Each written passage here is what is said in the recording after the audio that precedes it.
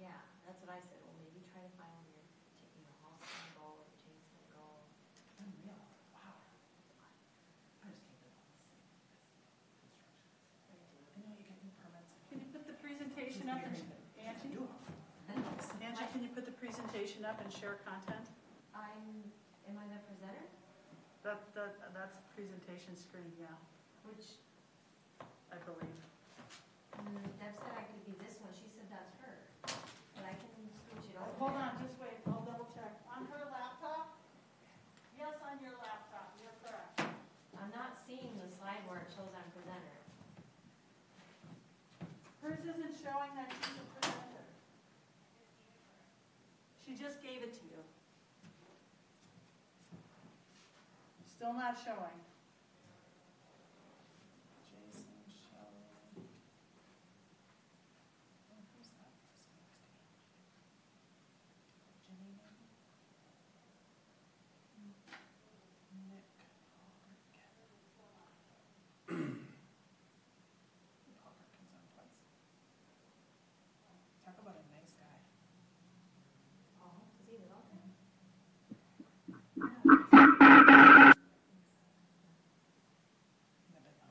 Oh, wasn't that Joyce's daughter? Yeah. Is he the son-in-law? Yeah. Oh, okay. Yep. Are we ready to go? If Deb is, I'm not seeing she's live.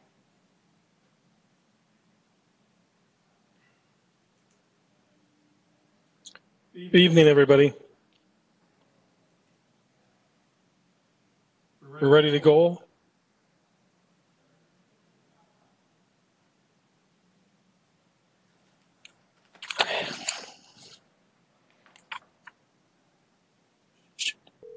You have the list of members. Yep. Applicant's ready, so. Okay. As soon as she should have given you presenter. There we are.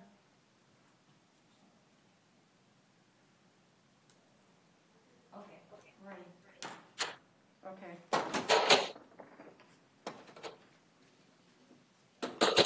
Okay, we'll call the August Short County Planning Commission meeting to order. The first thing we'll do is have the Pledge of Allegiance. Please stand and say the Pledge of Allegiance. The Pledge of Allegiance to the flag of the United States of America and to the republic for which for which it stands, one nation, under under God, God, indivisible, with liberty and justice for all. for all. Jennifer will share why we have to meet the way we're meeting. Good evening, everyone. We're meeting in this manner in response to Minnesota Statute Chapter 12 relating to emergency management, where the governor has declared a state of emergency, and this allows Planning Commission members and applicants to participate by telephone and other electronic means. Okay, thank you, Jennifer. We'll do a roll call to see who's all with us. Jeff, you're not. You're muted. We're going to do a roll call to see who's all with us. And so obviously if you're here, say aye. Jason Wienerman. Jason Wienerman. Aye. Sean Blackburn.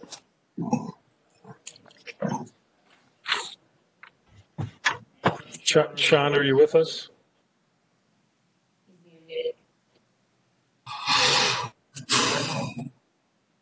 I think you're muted, Sean. How about now? Yep, you're on. Can you hear me now? Yep, thank you. Thank you. Ken Mossman. Aye. Mike Correll. Mike Correll, are you with us?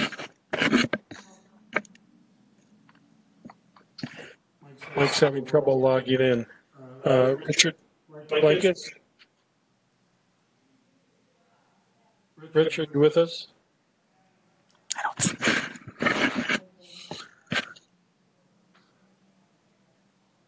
There's Mike. Mike, are you there?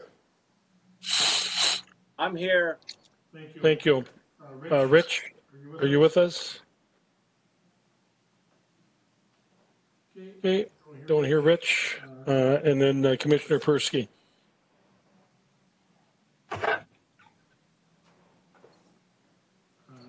Yeah, here. Okay, thank you. Okay, we're going to connect with Rich in a little bit here. Item number 1 is a request interim use permit submitted by Steve Tennis. Report. Jennifer, you want to do the staff report? Yes, this is a request for an interim use permit submitted by Steve Tennis on behalf of Tennis Acres LLC out of Freeport. The request is to construct a secondary single-family dwelling unit that's accessory to an ag operation. This property is located on the south side of County Road 153 in Section 19 of Crane Township. All right, just to summarize what the request is here, this property has 2 homes on it today, and the old farmhouse is a non-conforming house, so that's going to be subject to Section 5, the non-conforming part of our zoning ordinance. Then there's a existing double-wide trailer with a attached garage, so that's the main home there today, and then the applicant is asking to build a new home, which will be become the principal home. That would be the one to remain long-term. I did note in the staff report that there were a few unpermitted structures on the property. That issue's been resolved, so the permit's been issued and those are taken care of. So as you can see, they do operate a feedlot on the property, and it's going to be all family members living in the 3 homes. They'll use the existing driveway right off of the county road. The entire property is 235 acres, although Tennis Acres owns many, many more acres than that in total. So if the permit's granted, then they'll end up installing a new septic system for their home. They have plenty of building entitlements out here, so that's not an issue. They're requesting that the interim use permit be valid for 30 years.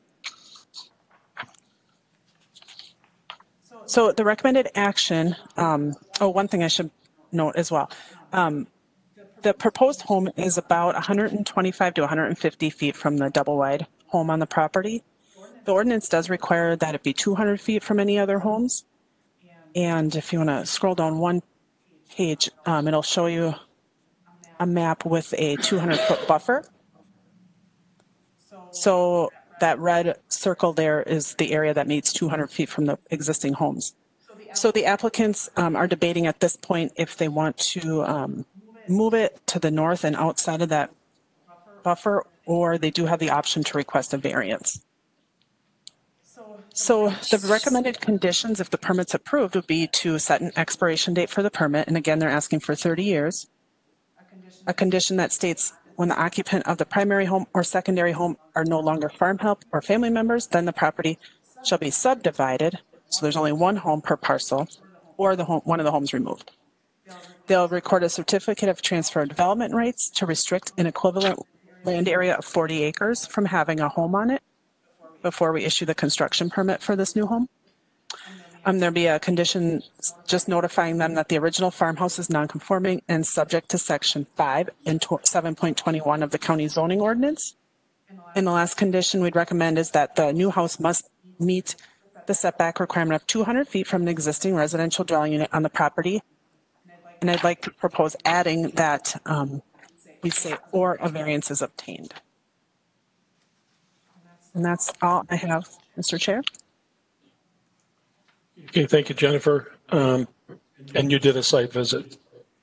Yes, correct. I did a site visit last week, and then we'd also like to ask the other planning commission members who was out there. So if you did a site visit, say yes when I call your name. Jason Wienerman? Yes, I did, Mr. Chair, and I believe I also spoke with the grandfather briefly.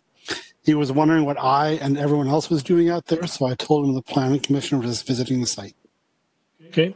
Sean Blackburn? Yes. Ken Mossman? Yes, I was. Mike Perrell? Yes. Rich Blankish? Is Rich with us yet? Evidently not. Joe Persky? Yes, and Mr. Blankish was on the site visit too. Okay.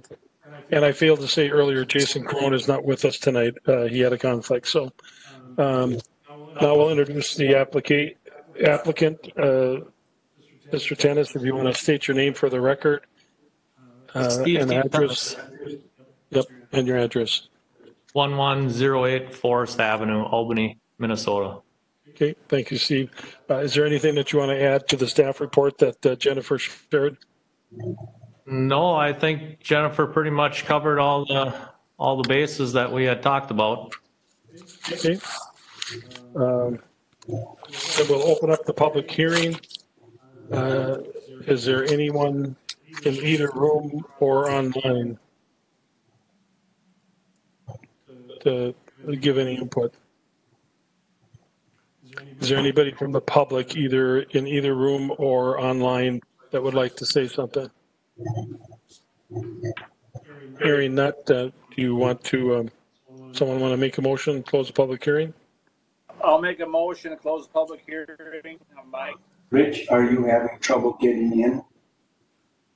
Okay, thanks, Mike. Is there a second? This is Sean. I'll second that. Okay. Motion's been made by Mike, second by Sean. Close the public hearing. End the discussion. If not, all those in favor say aye. Oh, well, I'm sorry. Let's do the roll. Jason Wienerman. Aye. Sean Blackburn. Aye. Ken Mossman. Aye. Mike Perrell. Aye. Mike Perrell. Aye. Rich Blankish. He's not with us yet. And I vote aye. Okay. So the public hearing is closed. There obviously were no correspondence, no letters. Okay. Any questions from the Planning Commission members on the item? Mr. Chair, Jason Wienerman here. In the performance standards, it says a new septic system is required for the new house. Is that part of the ordinance, or is that something we should make as a condition? Mr. Chair, Commissioner Wienerman, that is a part of the ordinance, so that doesn't need to be a condition. Thank you. Jennifer, Commissioner Persky here. When you say the original house is non-conforming, what do you mean by what meaning non-conforming? What does that actually mean? Yeah, what that means, Commissioner Persky, if the home were destroyed, it could be rebuilt and replaced, but in the exact same footprint to the same height. It's not allowed to be expanded at all. And if it would cease to exist for a period of 12 months and they don't apply for a permit within 180 days, then it can't be replaced. Okay. Thank you. Any other questions or comments?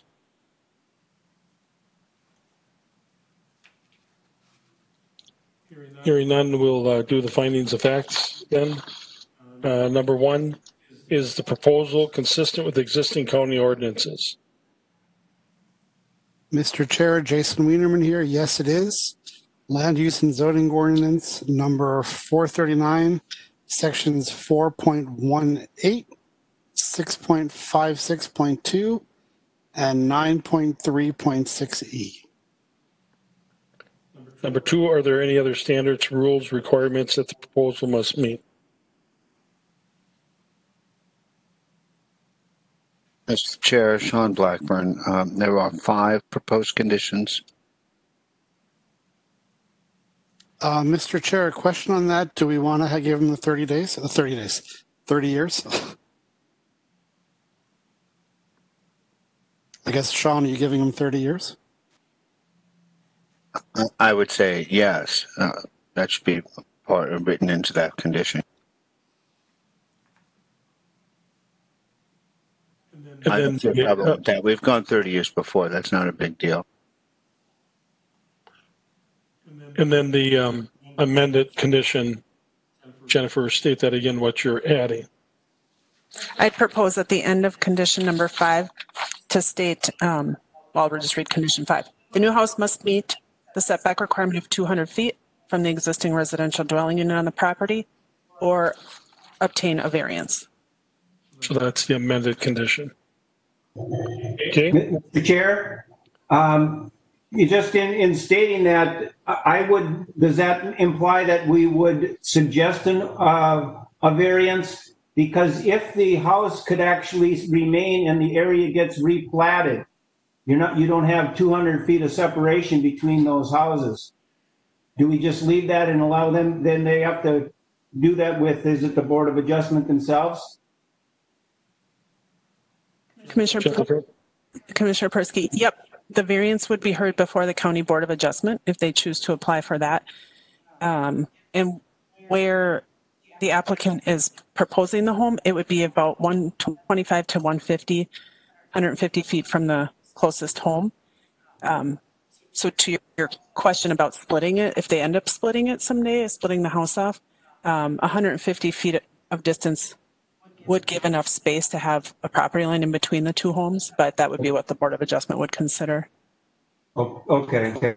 I'm just wondering because if it's, that does not have to be, Jennifer, a family member, correct? So if they would split it up, would they then perhaps have to have two driveways? I'm just looking at, 20 years down the road, what potentially could be happening. So. Sure. Yes. To answer that, if they were to split it someday, yes, it could be anyone that lives there, not a family member. But in the process of allowing it to be split, we would address access to the lot. And if the highway department requires it, they may have to provide an easement to still continue sharing that driveway. Right. And likewise, I think it's a double wide. So in 30 years, it may not be existing. So I guess I'm okay with it, or we can leave it off. Doesn't matter to me. Okay.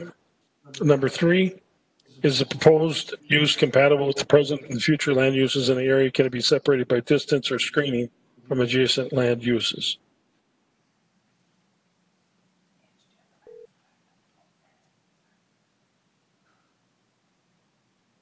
Mr. Chair, there are already houses on the site. This is in addition for a family member, so I believe it would be compatible with present and future land uses. Number 4, are there environmental concerns, groundwater, surface water, air quality, wellhead protection that should be addressed?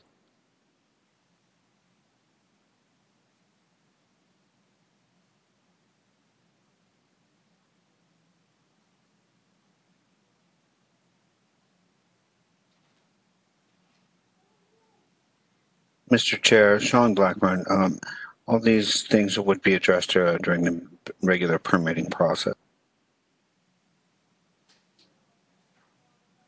Okay. Number 5, has information been provided regarding the impact of property values?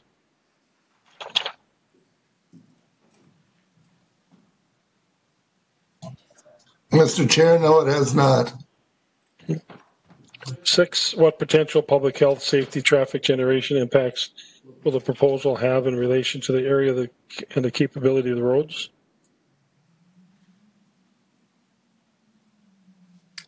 Mr. Chair, there is the potential for the addition of, as Commissioner Persky mentioned, an additional family member or family group. So it would be minor increase to the roads that should, and the driveway and the road should be able to handle the impacts. 7, how does the proposal affect general health, safety, welfare of the residents?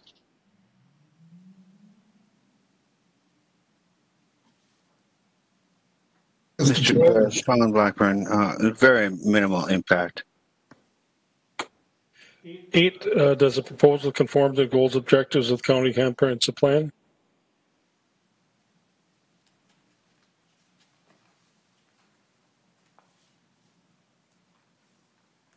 Mr. Chair, I believe it does. Land use plan.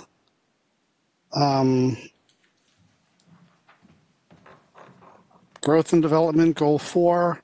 Objective 4, encourage the diversity of housing opportunities, meeting the needs for both cities and the townships. 9, how does the proposal affect existing public services, facilities, including schools, parks, streets, utilities?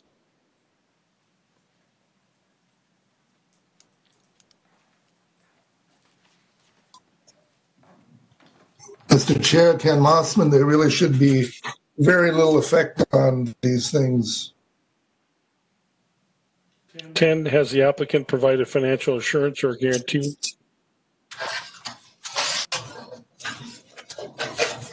That's not applicable. 11, other issues pertinent to the matter.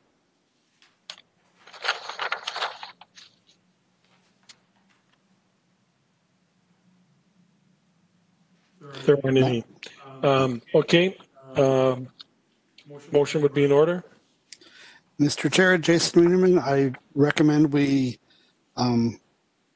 recommend the county commissioners approve the interim use permit for the single-family residential dwelling on Tony's Acres. Mr. Chair, Mike Prowse, I'd like to second that.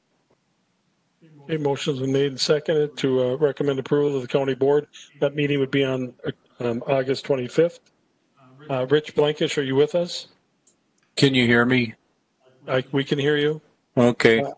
Did you hear any of the discussion, Rich? I missed all of the discussion. Okay. You were going through finding of the facts. My one question I have at this time is, was there an established date when the interim use expires? 30 years is what they requested, and that's what it seemed like the commission members were okay with. Okay. You probably don't want to vote. Then when I call the roll, I won't. You can abstain then. I'll abstain. Sure.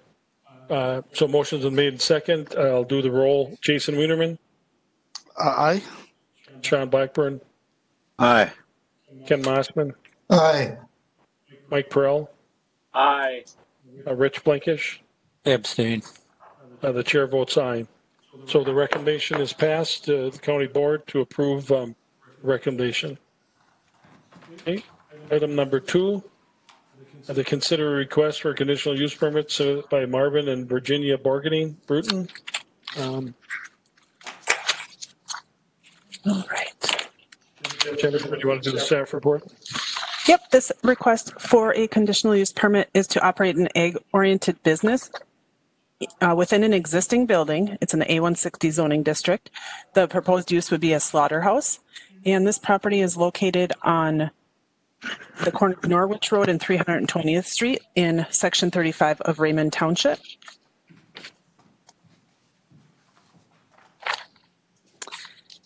So the property is within, well, let me back up a second here. As I mentioned, they would convert part of an existing building into a slaughterhouse. So they would be slaughtering animals here, and then any further processing and retail use will be done in Melrose at an existing meat locker there. This property is within the shoreline overlay district of Sand Lake, which is a natural environment lake. There are no wetlands in the existing building site. The slaughterhouse addition will not require a sewage treatment system. The property owners have been in discussions with the state and determined that the waste from the slaughterhouse is industrial byproduct and it's able to be discharged into their existing manure basin. So when they do this construction inside the existing shed, the construction does have to meet the state accessibility code, the accessibility portion of the state building code. So David Barsotti is the building inspector that we contract with, and he has connected with the Borgerdings, or will be connecting with the Borgerdings about that. So the proposal is that they would have this completed by November 30th of 2020, and that date could be certainly discussed by the Planning Commission with the applicant, as they would know better their timeframe on doing their construction work. All right. So other than that, the only condition we would recommend would be the condition related to the accessibility. So I would like to just read that. It would state that the state accessibility code is required to be met. Confirmation from a licensed building official is required, showing that the existing building and alterations meet the accessibility code. And that shall be submitted by November 30th, 2020, or another date to be determined by the Planning Commission. That's all I have. Okay, thank you, Jennifer. I was going to ask in the last one, I forgot, on the map showing where the property is, there was always an arrow pointing to it. Did we forget that this month, or is it going to be a change? I personally like when the arrow is there, or maybe it just wasn't on mine. That was an oversight, Mr. Chair. Yeah, you're right. The one that got printed didn't have the arrow, but the one on the computer has it. Okay, but I didn't know if it was just a Definitely. change or not. I like it when it's Yep. on there. So For sure. So members, we'll do a site visit. If you were there, say yes. Jason Wienerman, Yes. Sean Blackburn, Yes. Ken Mossman. Yes, and I spoke to the owner also. Okay. Mike Prell, Yes. Rich Blankish, Yes. Joe Persky. Yes. Okay, and I was there as well. Applicant introduction. So the Borgines are with us by FedEx. Please state your name and address for the record. Marvin and Virginia Borgadine, 45046 320th Street, Bruton, Minnesota, I-6316. Okay, thank you. Welcome. Is there anything you want to add to the staff report? Is there a problem if the date is moved back farther than November 30th? What exactly was that date? From a staff perspective, is there a problem? How far back are you suggesting, Jenny? That's supposed to be the completed date, or? Jennifer, maybe just explain how far it's going to be completed. Yeah. Virginia and Marvin, maybe you could give us an idea of your construction time frame. We're extending all the carpenters out, so it's going to be whenever they rainy days, Saturdays. I'm hoping, I'd love to have it done by the end of September. I'm hoping to have it done by the end of the year. And when you introduce yourself, Jenny, I'm not sure if Marvin did. Marvin, you just want to state your name for the record. Oh, Marvin Borgerding. Perfect. Same address. Yeah. So what are you suggesting, the end of the year? I didn't know if this was a date that we're supposed to be starting it or have it have it completed, or. Mr. Chair, maybe I could ask this question. There would actually be two reviews. So the initial review would be that the building inspector would review your plans. So before you pound a nail, then we have the plans that have been reviewed. So we want to make sure those plans are reviewed and approved. So then once you build it, it's all built properly. And then he'll come out and do an inspection after it's built and just make sure the finished product meets the code. So Okay. it might be helpful to word it two parts to state that the plans shall be approved by the building inspector before construction starts. And then the finished product shall be also reviewed and approved by the building inspector.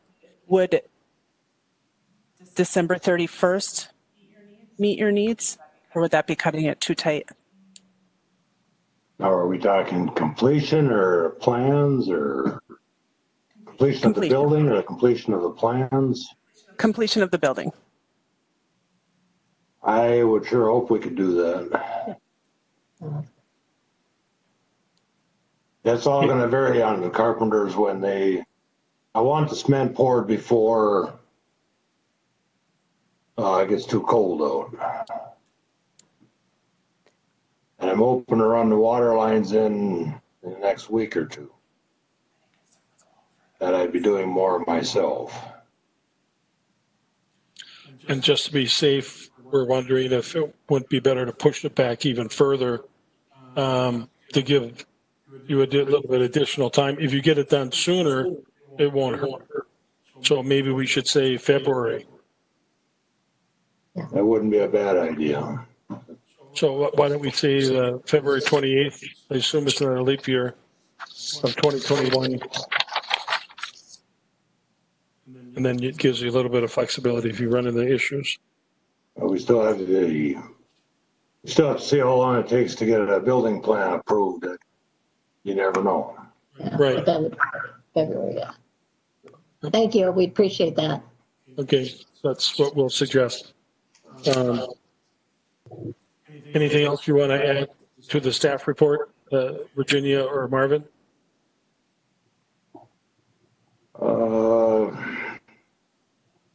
Nothing at this time. It's fairly simple plan. Yep. The handicap, everything's on level, so there shouldn't be any problem there. And we talked to Dave, and for the bathroom, as long as we have one, they can use the house bathroom. It does not have to be handicap accessible. Okay. We'll open up the public hearing. Assuming no letters. Correct. There's nobody in this room. Is there anybody in the other room or on line that would like to say something? Is there anybody from the public that would like to say something?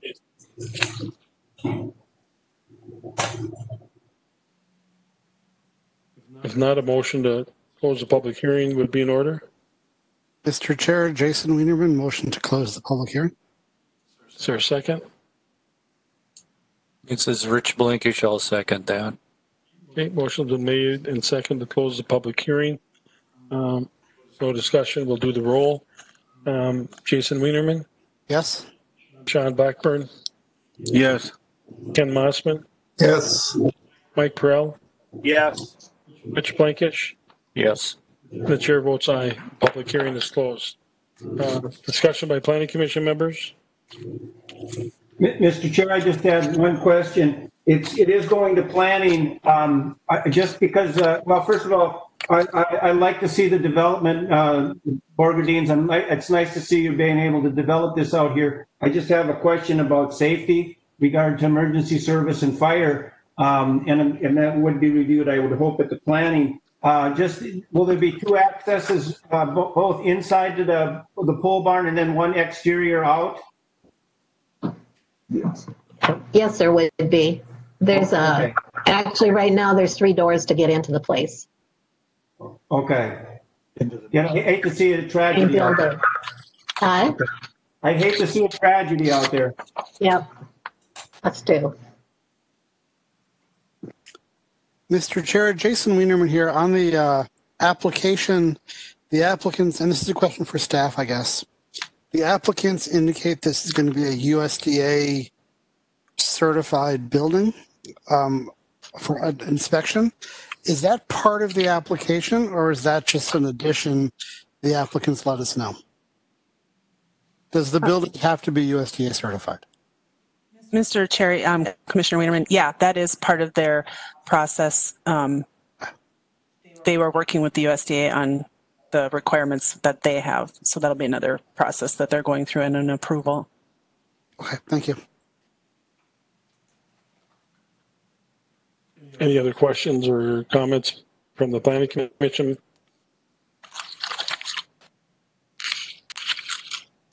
Commissioner Persky, do you want to ask them about the venison, or should I? Well, I was going to save that for later, but I'm just wondering if they'll be doing it. I'm not sure. You can ask.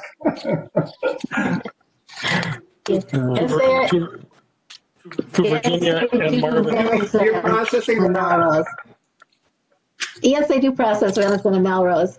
Okay, that's good to know. I've got your name and your phone number, but I don't have the deer yet. It won't start without you.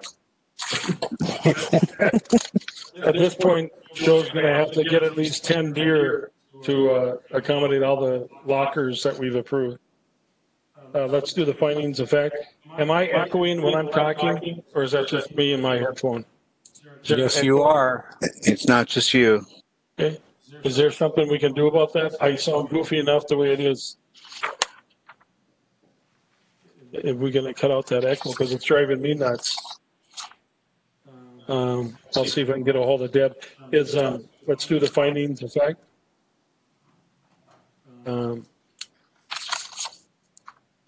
Can someone see if they can check with Deb if we can find out if that echoing can Stop. The findings of fact number 1 is a proposal consistent with the existing county ordinance performance standards.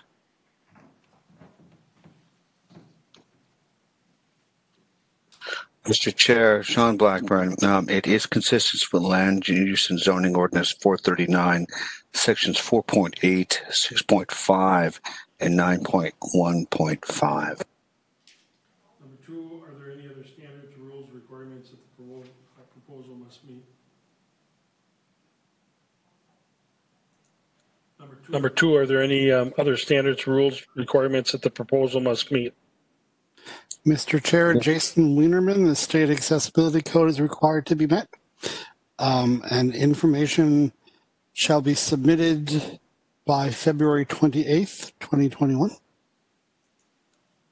Number 3, is a proposed use compatible with the present and future land uses in the area?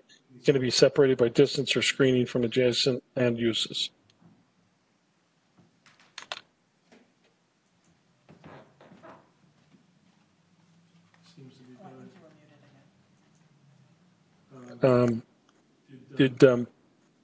Is a proposed use compatible with present and future land uses in the area? Can it be separated by distance or screening? Mr. Chair, Sean Blackburn, it certainly seems compatible to the area there. 4, are there environmental concerns, groundwater, surface water, air quality, wellhead protection that should be addressed as part of the request? Mr. Chair, Ken Mossman here. I'm sure being this is USDA is involved, everything, all the things they will have to go through, all of these things will be addressed through that process. 5, has information been provided regarding the impact of property values in the area as a result of the proposal? Mr. Chair, no, it hasn't. 6, what potential public health, safety, traffic generation impacts will the proposal have in relation to the area and the capability of the roads serving the area? Mr. Chair, that'll be minimum impact. 7, how does the proposal affect the general health, safety, welfare of the residents?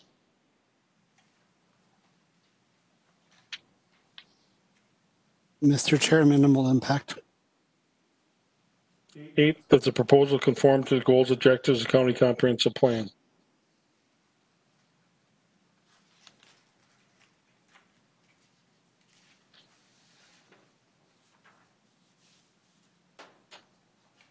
Mr. Chair, when under agricultural goal number 1, sustain agriculture as a desirable land use for long term. Objective 1, nurture and preserve a sound agricultural economy. Objective number 3, develop management methods for accommodating different types of agricultural activity. And let's see, what else do I have here? And then under economic development, goal number 1, objective 1, promote and retain agriculture in areas with highly valued agricultural land or economically viable animal agricultural operations. 9, how does the proposal affect the existing public services facilities, including schools, parks, streets, utilities?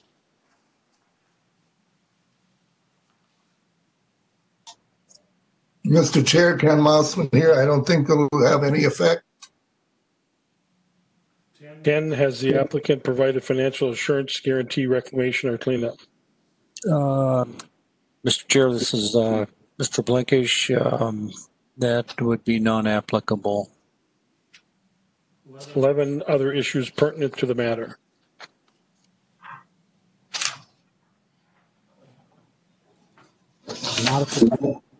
Not at this time, Mr. Chair. So with that, the motion would be in order.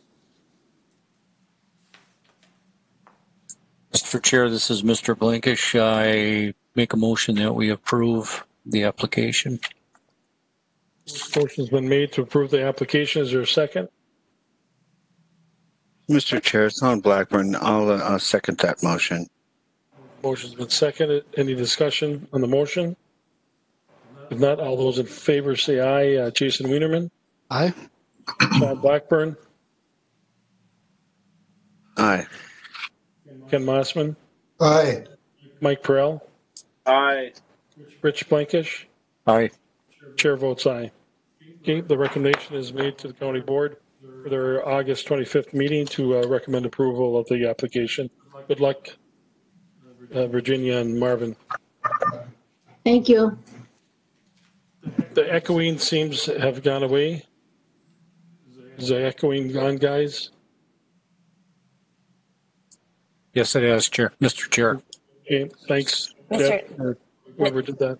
Yeah, Mr. Chair, Angie Burke. So the key is just to make sure you're muted when you're not speaking. I think that was what Deb suggested in the control room. Everybody should mute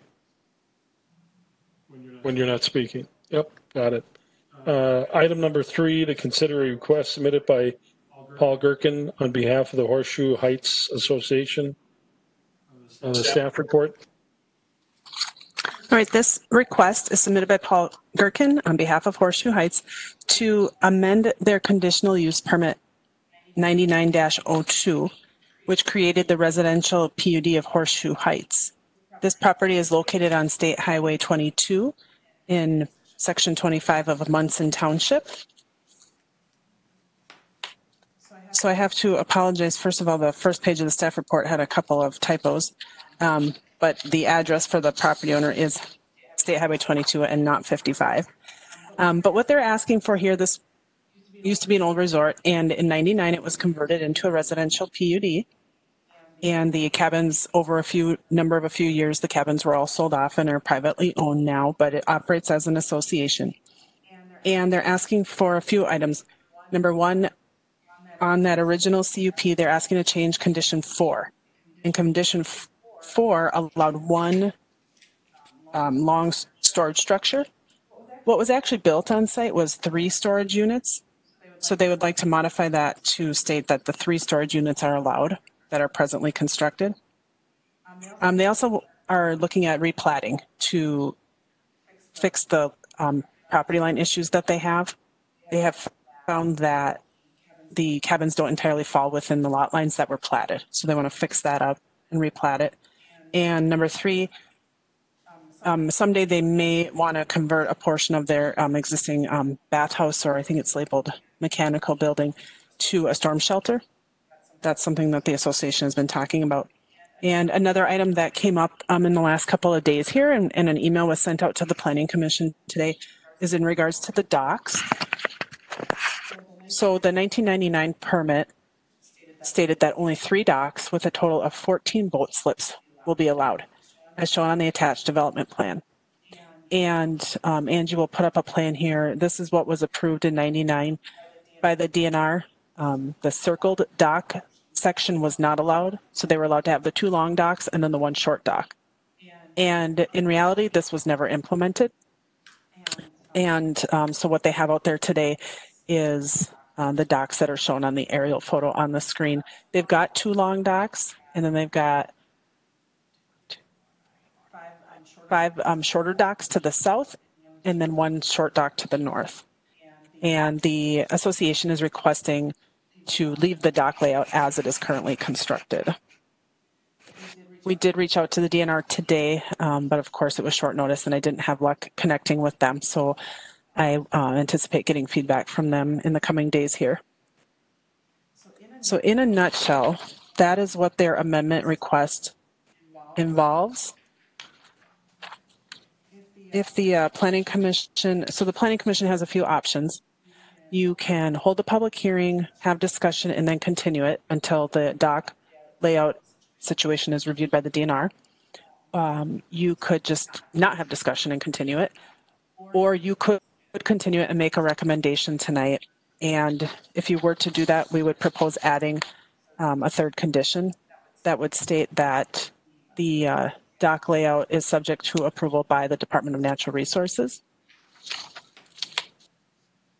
And so the conditions that I proposed were outlined in the staff report as well. Number 1 would amend that condition 4 related to the sheds. Number 2 would state the CUP amendment shall be effective upon recording the amended plat, of Horseshoe Heights Plat 2 and the amended declaration. 3, all other conditions of CUP 1999-02 remain in full force and effect. And then if you do proceed with it tonight, the 4th condition would state we would look for the Planning Commission to make a recommendation on the dock plan, and it would be conditional upon subject to DNR approval. Thank you, Jennifer. This issue came up this afternoon.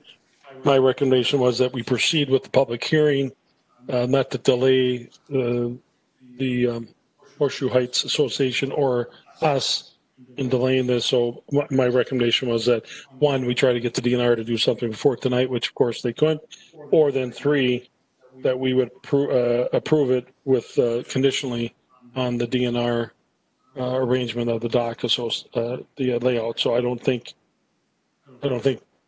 that's going to hurt by doing that. But do any planning commission members have a concern with that?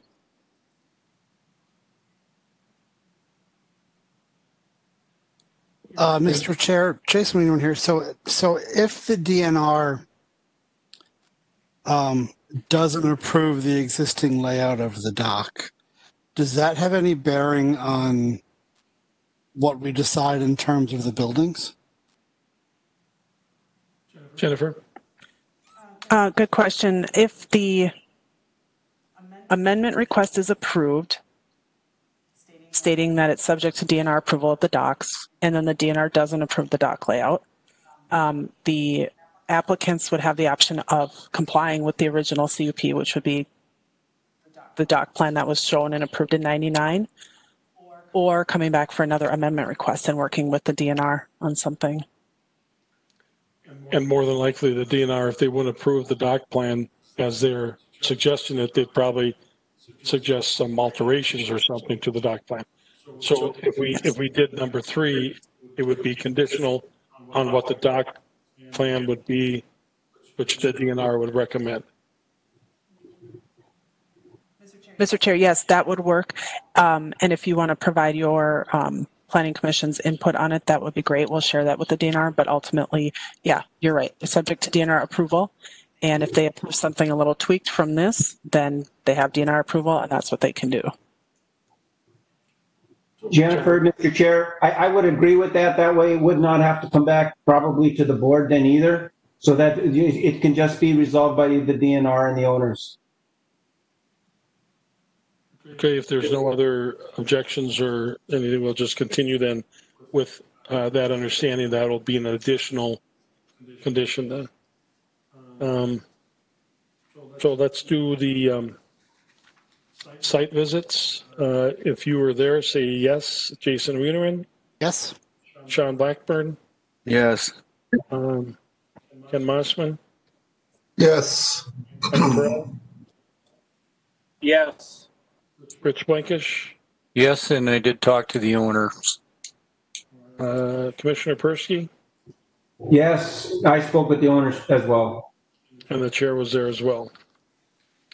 Now we'll, is Mr. Jerkin with us? Is someone with us? Hello? Is that you, Paul? Yes. State your name and address for the record, please. Sure. Paul Stricken, 21303 State Highway 22, Richmond, Minnesota, 56368. Thank you. And is there anything you want to add to the staff report, which I assume you heard? Yes, I heard it. Spoke to Jennifer, provided some feedback on the dock situation. If I may, I guess, looking at the plan, it seems like going from a resort type entity where people were just here with regular boats for a short time with no need to have them on a lift or anything like that. I could see how on paper that plan would make sense, but doing some factoring and measuring and thinking about it, I'm not really sure how that plan obviously just wouldn't work with the state of where things are at today with most of those boats being on lifts. There'd just be no room to maneuver them around given the water depth, the contours of the lake bottom itself, and just the space that is allocated on that drawing. Okay. Anything else you want to add to the overall proposal? No, I think Jennifer covered that pretty well. But things just kind of started with going to the county trying to figure out how to get approval for a lakeshore restoration at some point, which led us down this path and ultimately has led us to you today. Okay. We'll open the public hearing. Is there anybody in either room or online that would like to say something about the proposed conditional use permit? Anybody online or in either room? There's no correspondence. So a motion would be in order to close the public hearing. Mr. Chair, this is Rich Blankish. I move that we close the public hearing. Is there a second? This is Sean Blackburn. I'll second that motion. Motion been made, second, close public hearing. Any discussion? Hearing none, all those in favor say aye when I call the roll. Jason Wienerman. Aye. Sean Blackburn. Aye. Ken Mossman. Aye. Aye. Mike Perrell. Aye. Rich Blankish. Aye. And the chair votes aye. Public hearing is closed. Discussion of the application. One question I have is the condition number 1. It says the storage sheds shall only be used for personal storage for the owners of lots 1 through 13. Is that our deal or is that the association's deal? Mr. Chair, that was a condition on the original permit as well, and that was a county, I guess that was something the county recommended or requested just to avoid it being a rental to anyone on the lake. The sheds, to avoid having, mini storage rental there. Right. I can see that the association probably wouldn't want that to happen. However, I'm not sure if that's the way it was. That's the way it is. Any questions from Planning Commission members?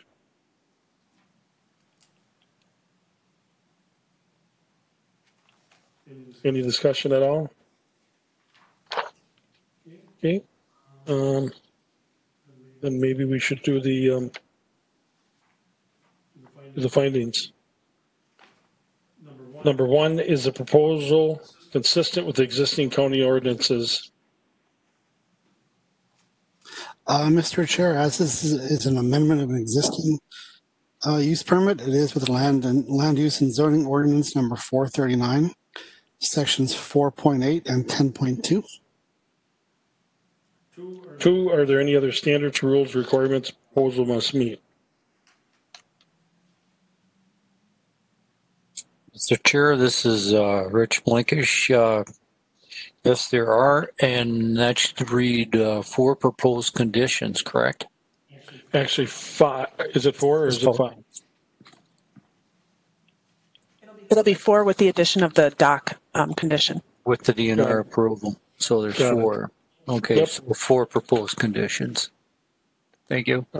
3, is the proposed use compatible with present and future land uses in the area? Is it separated by distance screening?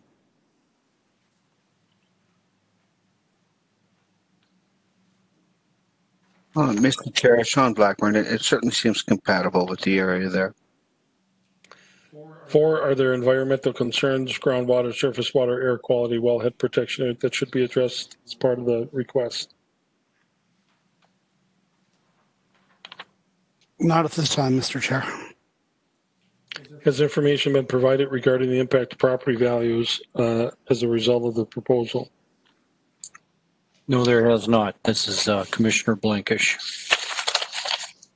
6, what potential public health, safety, traffic generation impacts will the proposal have in relation to the area and the capability of the road serving the area, and how are they being addressed?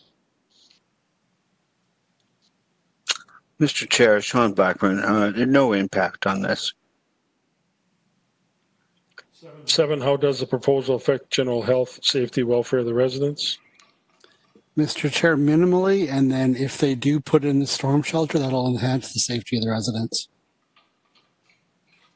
8, does the proposal conform to the goals and objectives of the county comprehensive plan?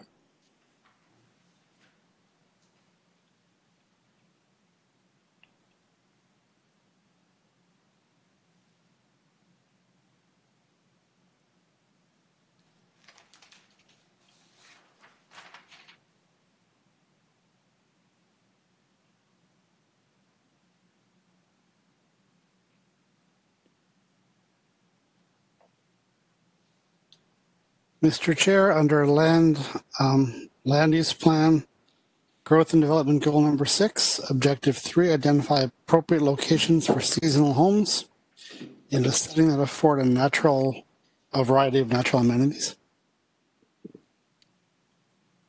9, how does the proposal affect existing public services, facilities, schools, parks, streets, utilities?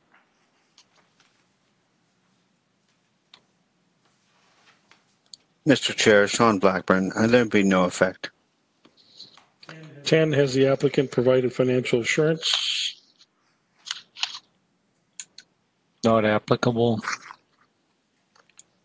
11, other issues pertinent to the item. And I would say that there's an existing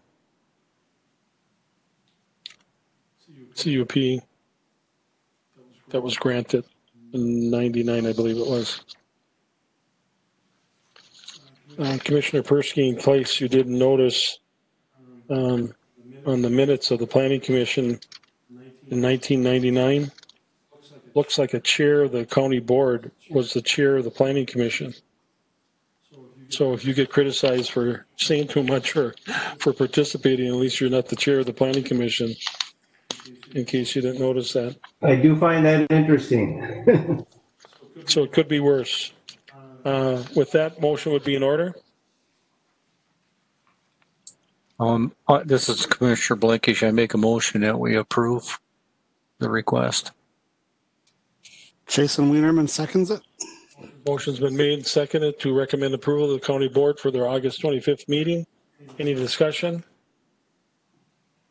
If not, all members in favor of that say aye when I call your name. Jason Wienerman. Aye. Sean Blackburn. Aye. Ken Mossman. Aye. Mike Perrell. Aye. Rich Blankish. Aye. Chair votes aye. So the recommendation is made to the county board to grant approval. Good luck. Item number. You're welcome. Item number 4, conditional use permit application submitted by the Order of St. Benedict, Collegeville, Minnesota. We'll hear the staff report. Hi, Mr. Chair. This is Nick Newman. So this is for this proposal is for grading 600 cubic yards of material to level a portion where lumber and other materials are stored for the campus. There's some wetland that exists a little bit to the northwest of the project area, and there's a septic system that on the property that was inspected and deemed compliant. In terms of the project, it is pretty straightforward, just the 600 cubic yards of material to be graded. There's no material being brought in. It's located as close as 52 feet from the lake. It is a natural environment lake. So the reason for the major permit here is any more than 100 cubic yards within double the setback, which would be 400 feet. Plans are pretty detailed that they put forward. Greg Berg did submit some comments, and those were addressed with a follow-up plan for some vegetation and some jute netting on the surface as well. Not much else to add. There was no correspondence that we received for this. And yeah, I think that's about all I have. Okay. And members that were operating off of the amended agenda item, the original packet information was amended and included the additional information. So make sure we're operating off of off of that agenda item packet. So we're going to. Okay, somebody's got to mute themselves. There's noise in the background. We're going to do Mr. Chair, I got a question for you, for Nick. Mr. Chair? We're going to do the members visit. We're going to get into the questions here in a little bit, Joe. Or is it procedurally? Just real quickly, on the site visit, we weren't able to get in. It was locked. I just want to know, did Nick or Greg actually get onto the site to visit?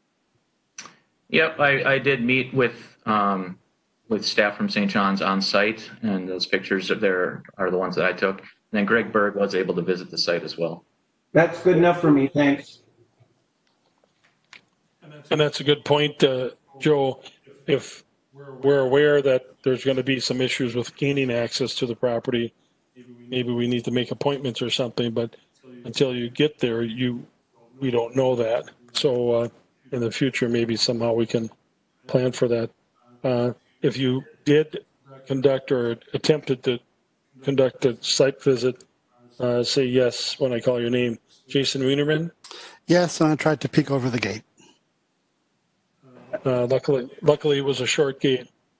John Backburn? Same. Ken Mossman? Yes, I attempted to get in also, but the gate was locked. Mike Perrell? Yes. Rich Blankish? Yes, I walked along the fence there as much as I could to look further in, so then just go by the gate. Joe Persky? Yes, and the gate looked like it did in the 70s. And I'm not going to ask how you knew that. And I was there as well. So right now we'll do the applicant introduction. Assume someone's here with us from the College of St. Benedict. Mr. Chair, my name is Russ Klein, and I'm the Director of Facilities representing the Order of St. Benedict.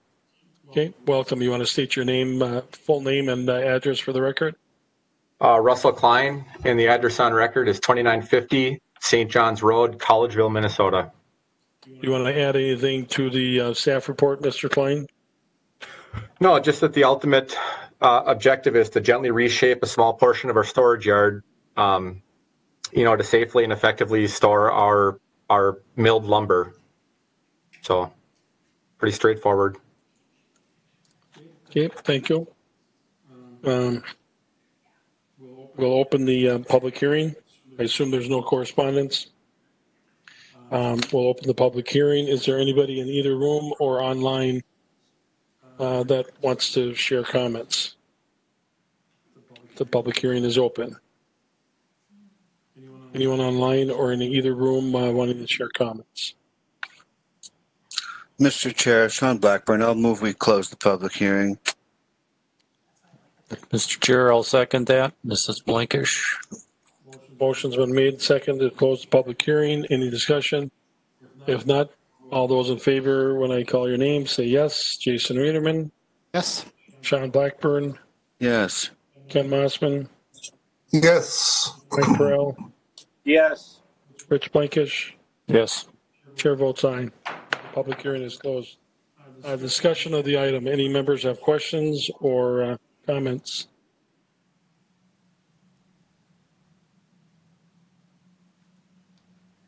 Any questions or comments by the Planning Commission?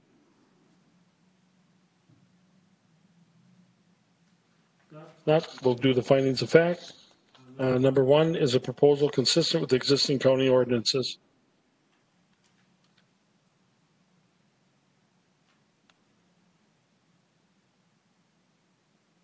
Mr. Chair, Sean Blackburn, it is consistent with county ordinances, land use and zoning ordinance 439, sections 10.2.14D. Number two, are there any other standards, rules, requirements the proposal must meet? Mr. Chair, Jason Wienerman here. I believe there are 2 additional conditions as provided in the staff report. Number three, is the proposed use compatible the present and future land uses in the area can be separated by distance screening from adjacent land uses.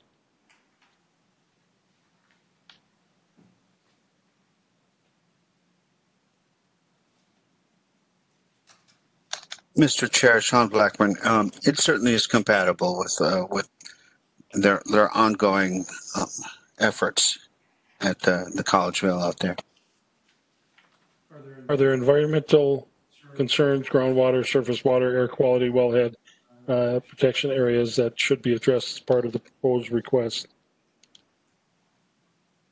Mr. Chair, I believe that water quality concerns will be addressed by the conditions applied and no other concerns of note.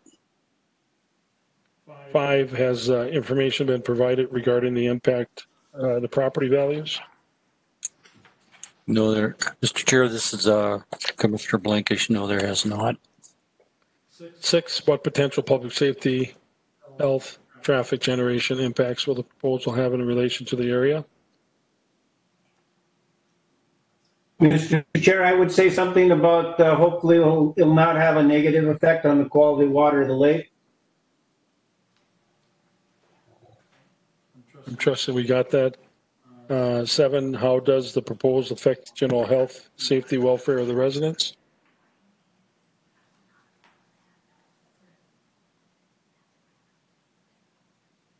Mr. Chair, Jason Weiner, there should be no impact. 8, does the proposal conform to the goals and objectives of the county's comprehensive plan?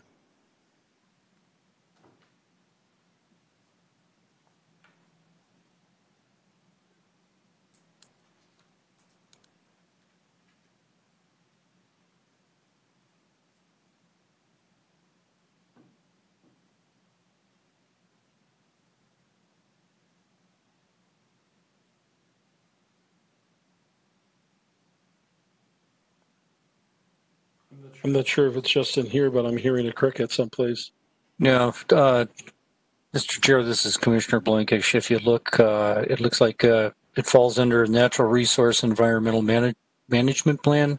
Goal number 1, preserve important natural systems. Objective number 1, identify the suitability of natural systems and resources for development or use.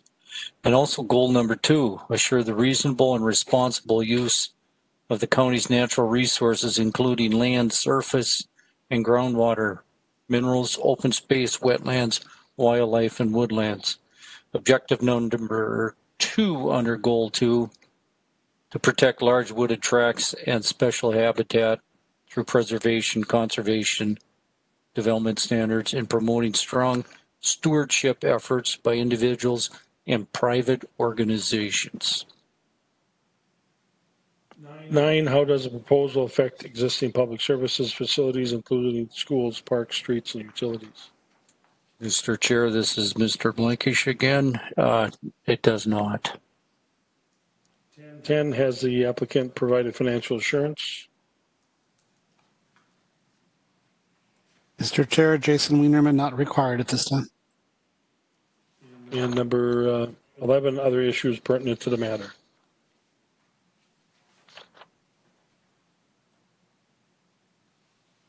None. With that, a motion would be in order. Mr. Chair, I make a motion that we approve. This is Commissioner Blankish. Motion been made to recommend approval. Is there a second?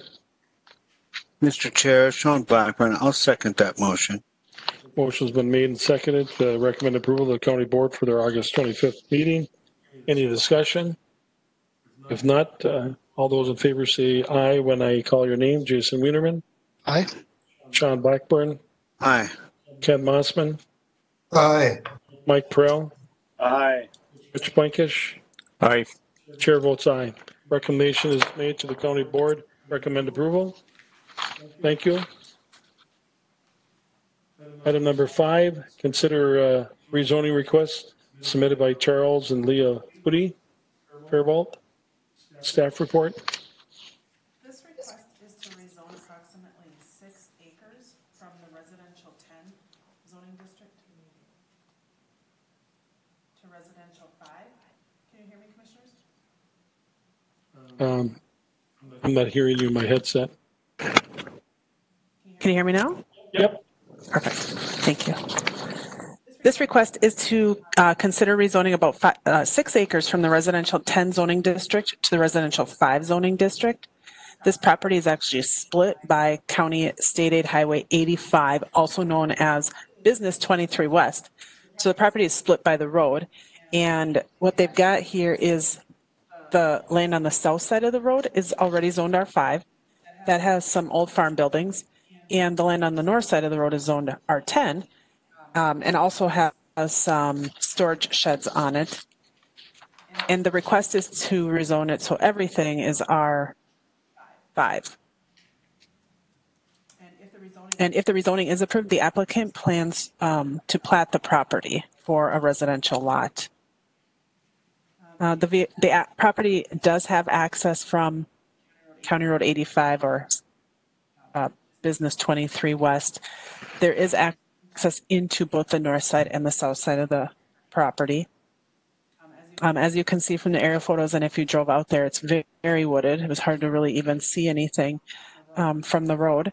But in looking at the area as a whole, the area is zoned residential.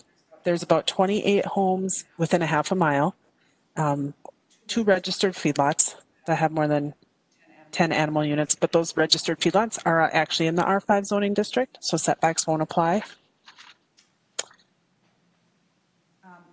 The only overlay district we have here is that the property is within the airport overlay district of the Paynesville Airport. Specifically, it's within safety zone C, and that's the least restrictive safety zone for an airport. So we would address that at the time that they plat and build on the property, but something like a home is not going to really have any impact due to that safety zone. It would be really if we had taller structures or something that might produce glare. If the rezoning's approved, they would be allowed to have 3 homes on the property. Currently, they can have 2 homes on the property, and both must be on the south side of the road in the R5 zone. So by rezoning this, it would allow the north side of the road to have a residence on it if they were to plat it off. For the county comp plan that was recently adopted, the future land use map shows that this is in a concentrated development district in the future land use map. And that's all I have, Mr. Chair. I don't have any correspondence from the public on this one. Thank you. If you visit the site, say yes when I call your name. Jason Wienerman. If you visit the site, say yes when I call your name. Jason Wienerman. Yes. Sean Blackburn. Yes. Ken Mossman. Yes. Mike Burrell. Yes. Rich Blankish. Yes. Joe Persky. Yes. And I drove all the way over there to take a look at it. Applicant introductions. I assume we have I say buddies with us. Yes, the buddies. Are the buddies with us? You want to state your name or names if you're both there? Address for the record. Leah Buddy, 1310 Forest Lane, Faribault, Minnesota. Is someone else with you? Oh, my God. Yeah, Chuck Buddy, 1310 Forest Lane, Faribault, Minnesota. Thank you. Do you want to add anything to the staff report? We don't. Okay. We'll open the public hearing. Is there anybody in either room or online that wishes to say something? Please say something. Anybody in either room or online? Mr. Chair, I move we close the public hearing. Thank you. Second. Motion's been made second. Close the public hearing. Any discussion? Hearing none. If you're in favor of closing the public hearing, say aye. Jason Wienerman. Aye. John Blackburn. Aye. Ken Mossman. Aye. Mike Perrell. Aye. Rich Blankish. Aye. Chair votes aye. Public hearing is closed. Members, any discussion, questions on the application?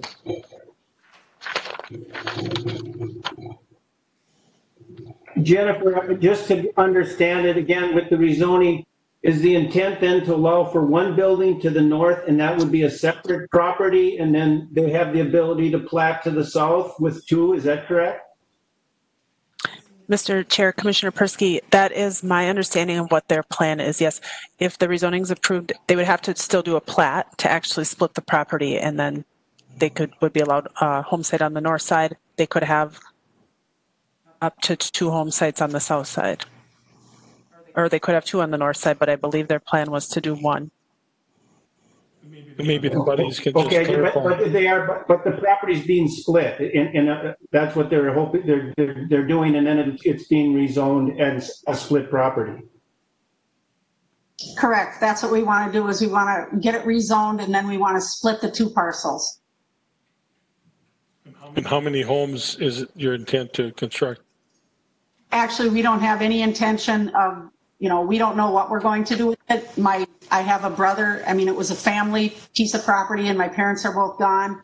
So my brother wants to keep one side and we just want to get it platted separately so that we can sell the other side. Okay. Commissioner Persky, your video is off just in case you care. Or don't know you turned yourself off. You're back. Now you're gone again. I had to adjust my hair, I'm sorry. Okay. Well, you looked good for the little bit we saw you, but I think you're gone again. We're not seeing you in case you care. Any other comments or questions from, now you're back. Any other questions or comments on the Planning Commission? That will do the findings of facts. Number 1, does the proposal conform to the county's comprehensive plan? Mr. Chair, Jason Wienerman, it does with the future land use map, concentrated development, and the land use planning goals. Under the land use plan, objective growth and development goal 6, objective 1, provide a diversity of housing prices and styles. Also, objective 4, create sufficient housing opportunities near job centers. Number 2, is the proposed zoning compatible with the present future land uses in the area of the proposal? Identify the present zoning, proposed zoning, future land use map, Lisa score, scenic views, rural character.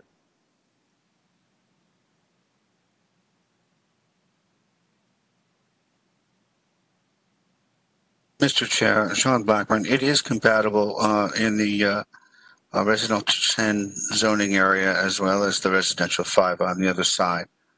And it does apply within the future land use map in the concentrated development area. I would add that a lesser score is not applicable. Okay. 3, are there environmental concerns that should be considered as part of the rezoning request?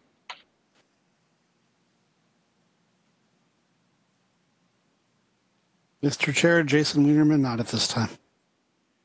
Has the information been provided regarding the impact property values in the area as a result of the rezoning? Mr. Chair, no, there has not been any information in regards to that. Is there a potential for public health, safety, traffic generation impacts based on the proposed rezoning, and how will they be addressed?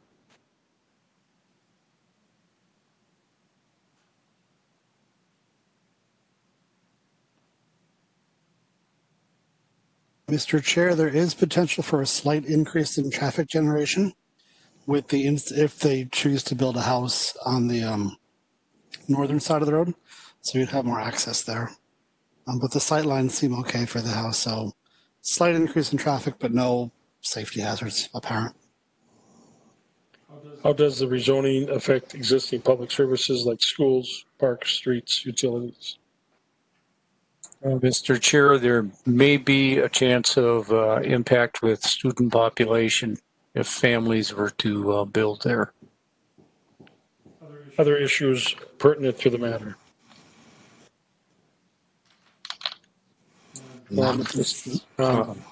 So motion would be in order.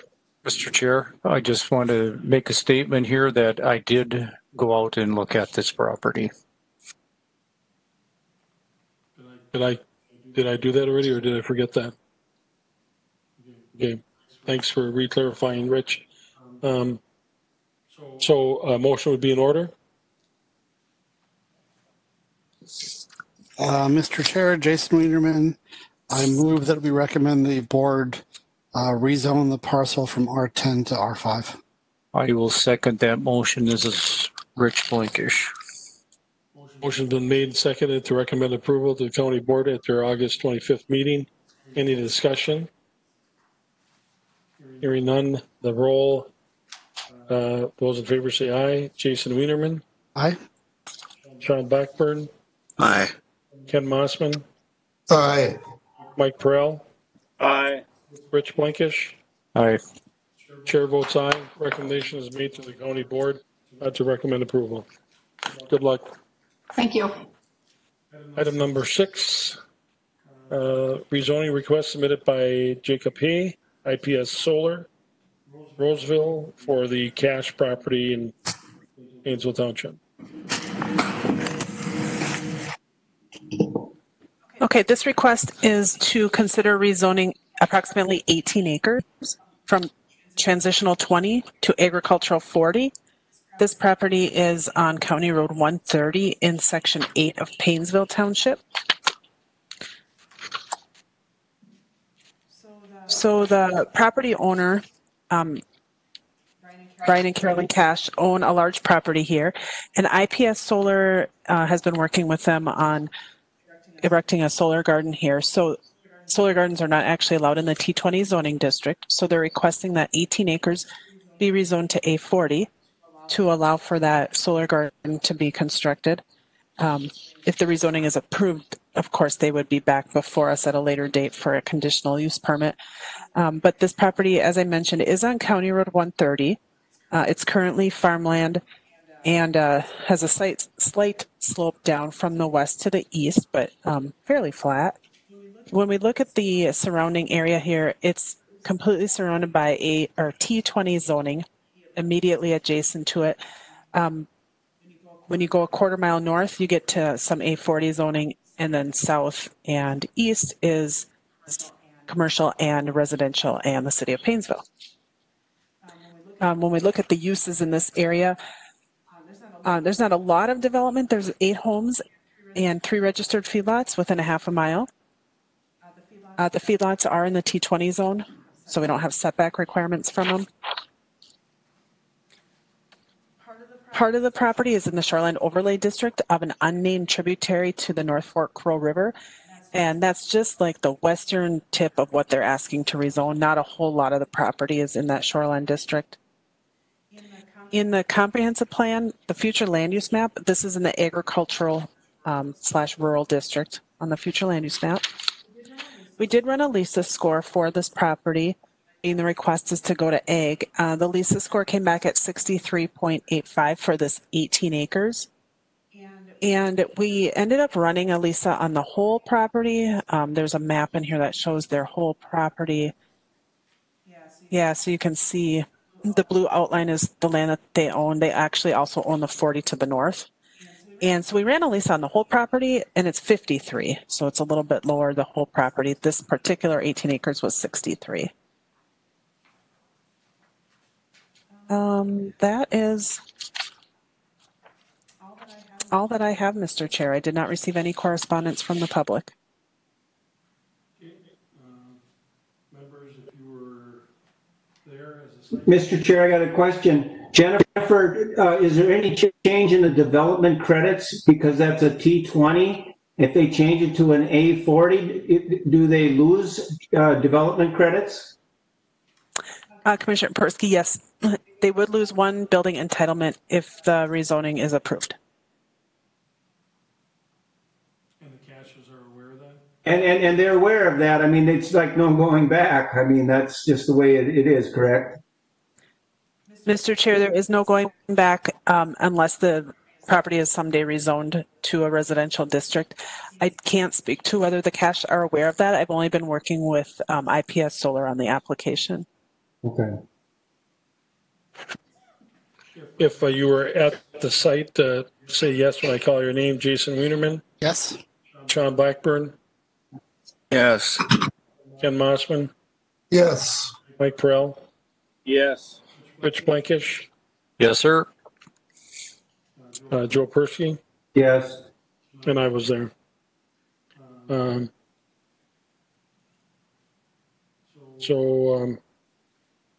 Any more discussion from Planning Commission members now, or we'll go through the public hearing deal?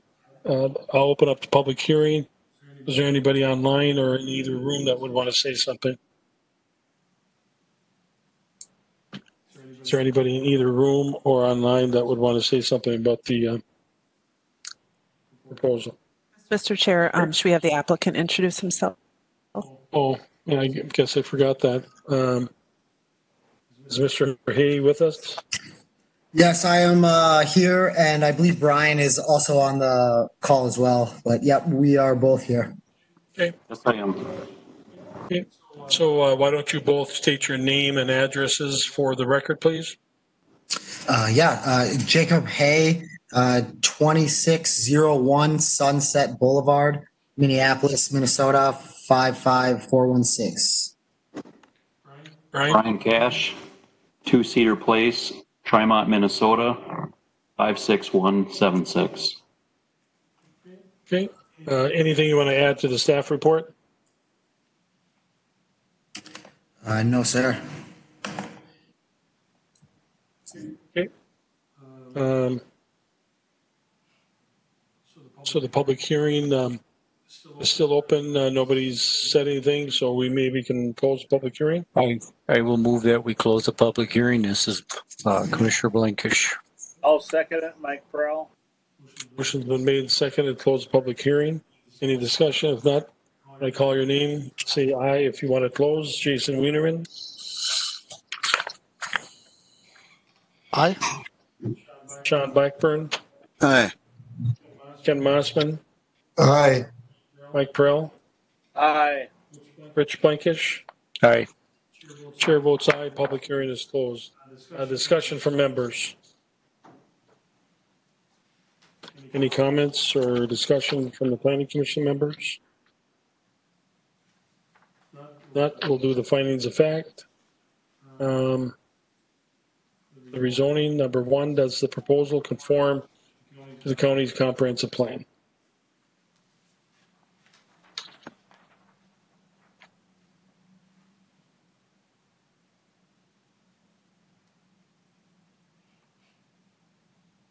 Mr. Chair, actually, I have a question for the applicants. So by doing this rezoning, it allows you and the property owner to put in a solar garden. Is this, are you folks far along in the process of putting the solar garden in, so we would expect a conditional use permit in the near future? Or is this sort of a hypothetical maybe down the road? No, this would, this exactly, it opens a path forward to build a solar garden, but this is the first step. And once the decision is made, we would be applying for permits and getting everything prepared needed to apply for conditional use permits, soil tests, and everything that goes along with it. Okay, thank you. Yeah. Earlier, Brian, me and Commissioner Persky wondered if you knew or were aware that you're going to lose a building entitlement. Were you aware of that, or are you aware of that? Yes, Jacob explained that to me. Okay. So getting back to the findings, does the proposal conform? I don't think we got an answer to that one, did we? Does the proposal conform to the county's comprehensive plan? Mr. Chair, because I stomped all over it. Yes, it does conform with the county plan with the ag and rural. And let me And also with the land use plan goals, agricultural goal number 1, preserve highly valued farmland for agri pursuits, of which we identified solar gardens as a potential pursuit. And also growth and development goal 3, discourage, objective 1, discourage incompatible land uses through effective land use controls.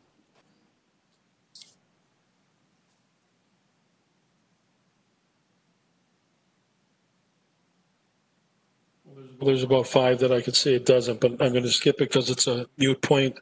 2, is the proposed rezoning compatible with the present and future land uses in the area?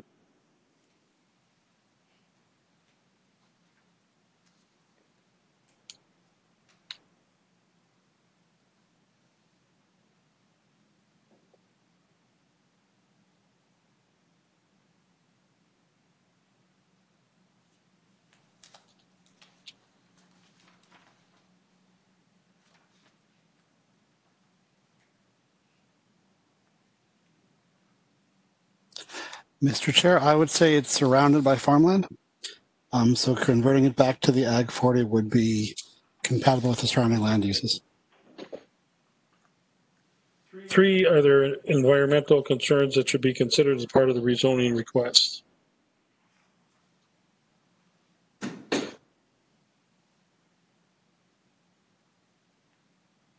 would say currently none. 4, has information been provided regarding impact on property values? Again, no, there has not been any information provided. 5, is there a potential for public health, safety, traffic generation impacts?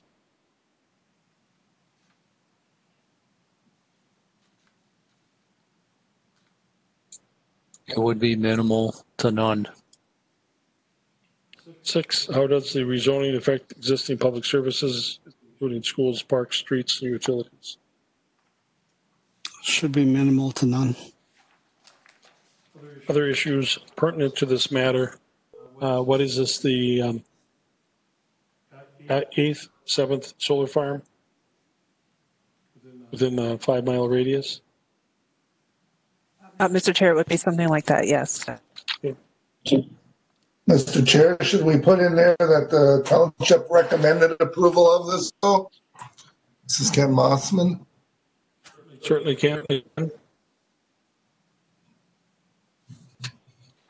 Okay. So with that, motion would be in order, unless there's more questions or discussion.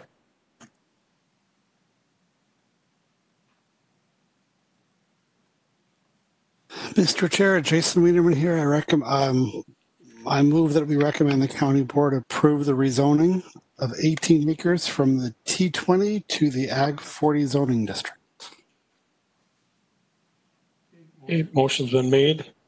Is there a second? I will second it. This is Ken Mossman. Okay, motion's been made and seconded to recommend approval of the rezoning to the county board for their August 25th meeting. No discussion. Those in favor say aye when I call your name. Jason Wienerman. Aye. Sean Blackburn. Aye. Ken Mossman. Aye. Mike Perrell. Nay. Rich Blankish. Aye. Chair votes no.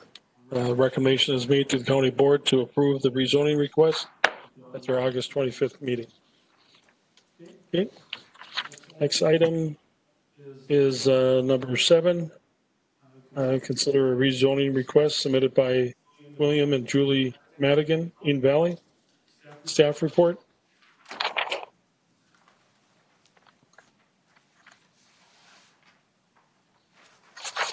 This request is to rezone, I'm going to correct the acres, approximately 9.33 acres from R10 to R1. This property lies between County Road 9 and Vales Lake Road in Section 26, Eden Lake Township. The property actually has access from a township road, Vales Lake Road. If the rezoning request is approved, the applicants plan to do a plat and split off a small lot for construction of a new home. The county tax system has the acres listed at 9.33 acres. They have had a surveyor out there, and it turns out that they have just shy of 9 acres once it was surveyed. So in order to obtain a second home site on the property, R1 would be the zoning district they would need to request. So hence, that's why that's the request tonight. So as you can see, the property is kind of sits between Vales Lake Road, Vales Lake, and County Road 9. Their access is from the Township Road. The property is within the Shoreland District. The map does show setback requirements. And so even though it's about 9 acres that could be going to R1, you can see on the map that it wouldn't be feasible to get anywhere close to 9 lots out there. Their proposal is 1 additional lot. It is feasible someday to think they could have maybe 1 more lot out there that would meet setback requirements. So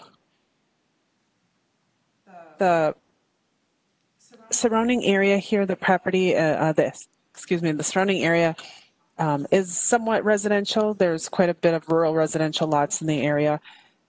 24 homes, including a manufactured home park to the north on Eden Lake. There's 1 registered feedlot within a half a mile of the property. And as the map shows, the zoning here is quite a mix of zones. So we've got R10, we've got the residential manufactured home district. The green would be A40 to the east, and then there is some residential 1 on Vales Lake to the south of this property. On the future land use map in the county's comp plan, the future land use map shows it as an ag/rural area. The township did recommend approval of the request. And I did receive 1 letter on it from the Sauk River Watershed District. That's all I have. Thanks, Jennifer. If you were there for their Oh, you're muted, Jeff. If you were there for a site visit, say yes when I call your name. Jason Wienerman. Yes. Sean Blackburn. Yes. Ken Mossman. Yes. Mike Perrell. Yes. Rich Blankish. Yes. Joe Persky. Yes, and I talked to the owner. Okay. And I visited the site as well. Applicant introductions are the Madigans with us. Can you hear me? Yes. You want to please state your name and anyone else that's with you for the record and your address? Julie and my husband Bill Madigan, 20383 Vales Lake Road, Eden Valley, Minnesota. Okay. Just have Bill say his name as well, please. William Madigan, 20383 Vales Lake Road. Thank you. Anything you want to add to the staff report? No. Thank you. Okay. We'll open up the public hearing. We'll do the letter last. Is there anybody in either room or online that want to say anything about this? Is there anyone in either room or online that would want to make comments? If not, let's do the letter.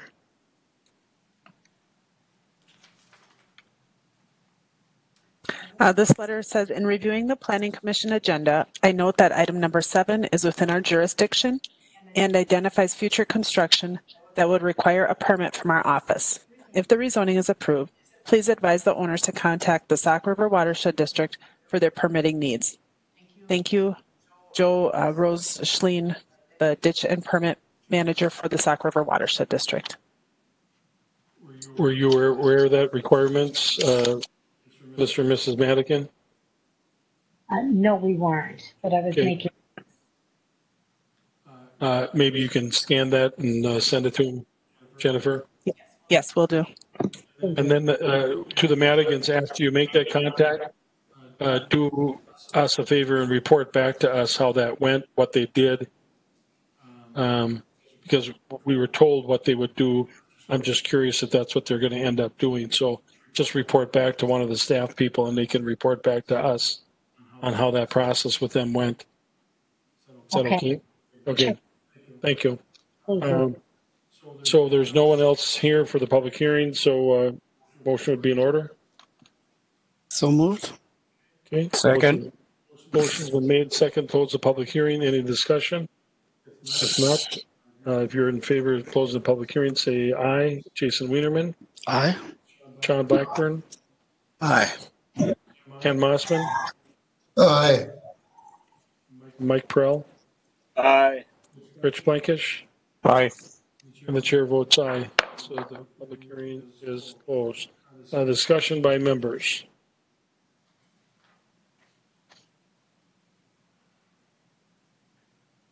Hearing none, let's do the findings.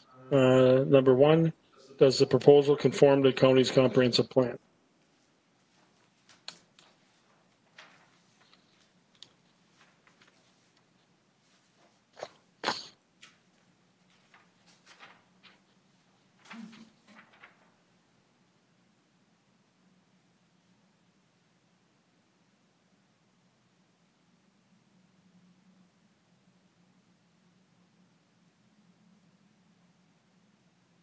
Mr. Chair, Sean Blackburn.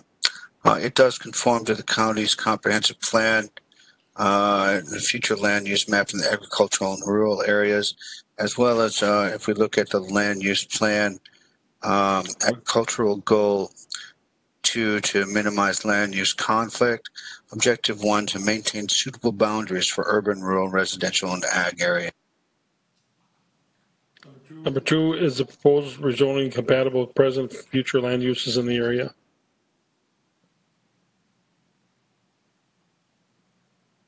Mr. Chair, it is. This is a developing region, 24 adjacent homes, a manufactured home park.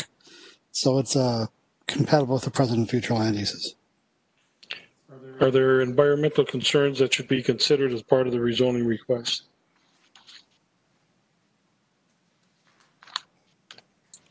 Not at this time.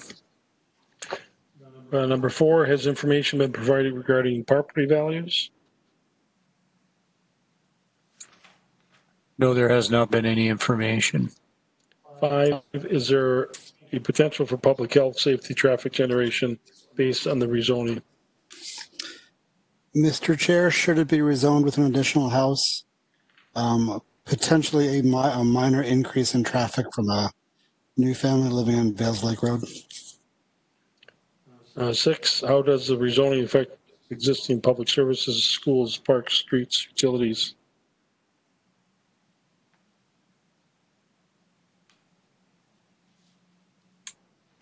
That would be minimum. Other issues pertinent to the matter? Nope. Eagle Lake Township Board approved the rezoning. Okay. So with that, a motion would be in order. I'll make a motion, Mr. Chair, that we approve the application. Motion's been made. Is there a second? Mr. Chair, Sean Blackburn, I'll second that motion. Motion's been made and seconded to recommend approval of the county board at their August 25th meeting. Any further discussion? If not, I'll call the roll. If you're in favor, say aye. Jason Wienerman. Aye. Sean Blackburn. Aye. Ken Mossman. Aye. Mike Prell. Aye. Rich Blankish. Aye. Chair votes aye. Recommendation is made to recommend to the county board that we that they approve the rezoning request. Minutes of the July 16th meeting. Everyone read those.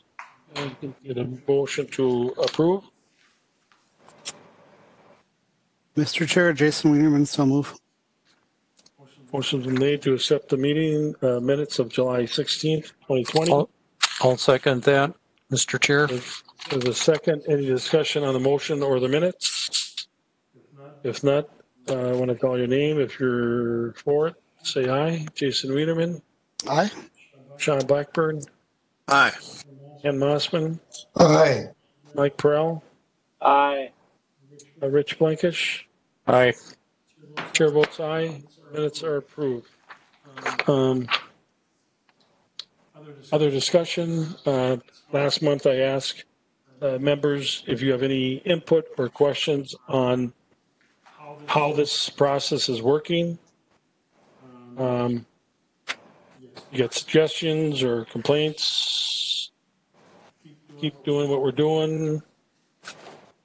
Now would be the time to say something. I'm not in favor of the web meeting. I don't feel it's not cohesive. It's too broken. You have to have the in-person thing to get the feel of the mood of everybody, and I'm not in favor of the web. Okay. Mr. Chair, Jason Wienerman here. Just most state government agencies have been put under a stay-at-home order through the end of the year. I'm not sure how that would influence the county board decision on this, but just something to be aware of. Okay. Other comments?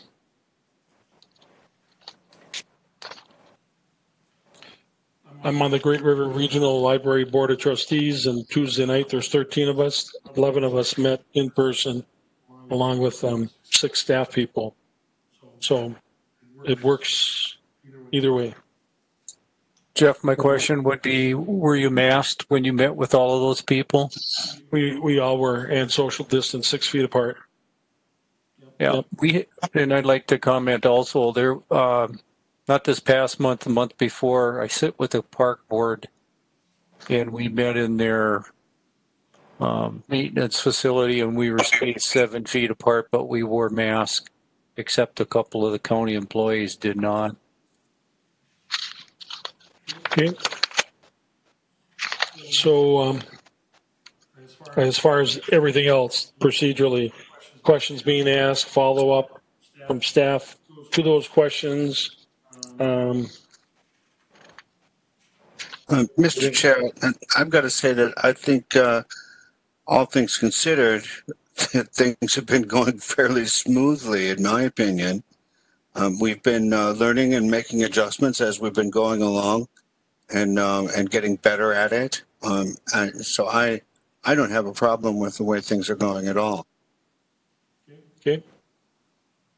Mr. Chair, I do ask a lot of questions, but then by the same token, I support usually the commission's decisions pretty much, 99% of the time, because I think we do a good job ferreting out those details.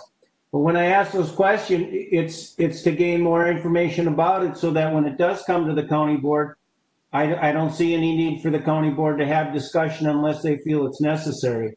So that's why I like to ferret out all the nitty-gritty pieces that might be questionable. And that's a good point. I've also reached out to the county administrator, Mike Williams, to see if we're meeting the county board's expectations, and I have not heard anything contrary to that we are. We're going through the process. We're making the findings. Certainly there are some differences on some issues, but that's to be expected, I guess, and time will tell. Well, and then this is a good time for me to also comment. I appreciate everybody participating, making the site visits and critically looking at these issues. We're not going to sit down and all vote yes and positive on every issue and sing kumbaya and have s'mores. But by the same token, I do value the opinion that the Planning Commission does come up with, and I usually support that 100%. And I, for one, would not be opposed to having s'mores. If you ever want to add that to the mix, you can certainly do that. That was a joke. I was going to recommend that as a motion. Staff was going to report on updates on some things, or either one of you. Jeff, I would just like to take this time to thank staff, Shelley Benson and Deb Heim, for getting me the headgear and the mic. This has helped me quite a bit in regards to hearing people better. I don't know if you can hear me better, but thank you. I think I can. And if other members want headsets, by all means, let staff know and they'll get them for you. I certainly appreciate the improvement. Okay. Are we going to randomly go through that, or how do you want to do that? Mr. Chair, Angie Berg. So maybe Shelley can pop in here.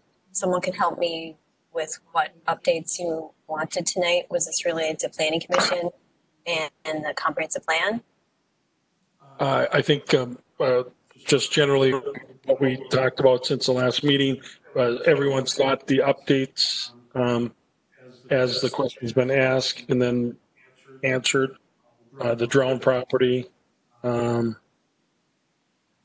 maybe what we should do is, I didn't have time, quite frankly, is maybe make a list. I tracked these when I or Commissioner Persky, who seemed to be in a race for the most questions asked, I track them, I write them down, that we have follow-up, and maybe I should have done that before the meeting. We can do it for September, but basically, the drone update, he was supposed to submit a plan, and I'm going by memory on this, so excuse me, but I think that plan was supposed to be submitted on Monday or Tuesday on the restoration plan. Did he submit that plan?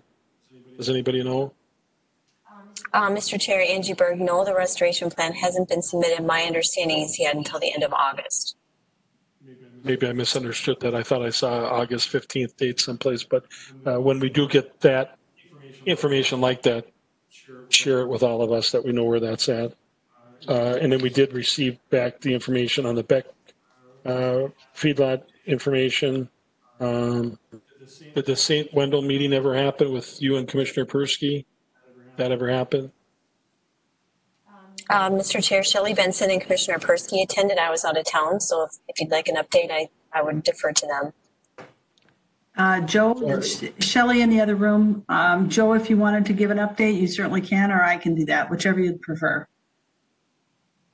I'll put it in kind of the synopsis of what I gleaned from the meeting. It was fairly friendly, which was I thought it was very comfortable, a casual conversation on a good number of items. They're concerned.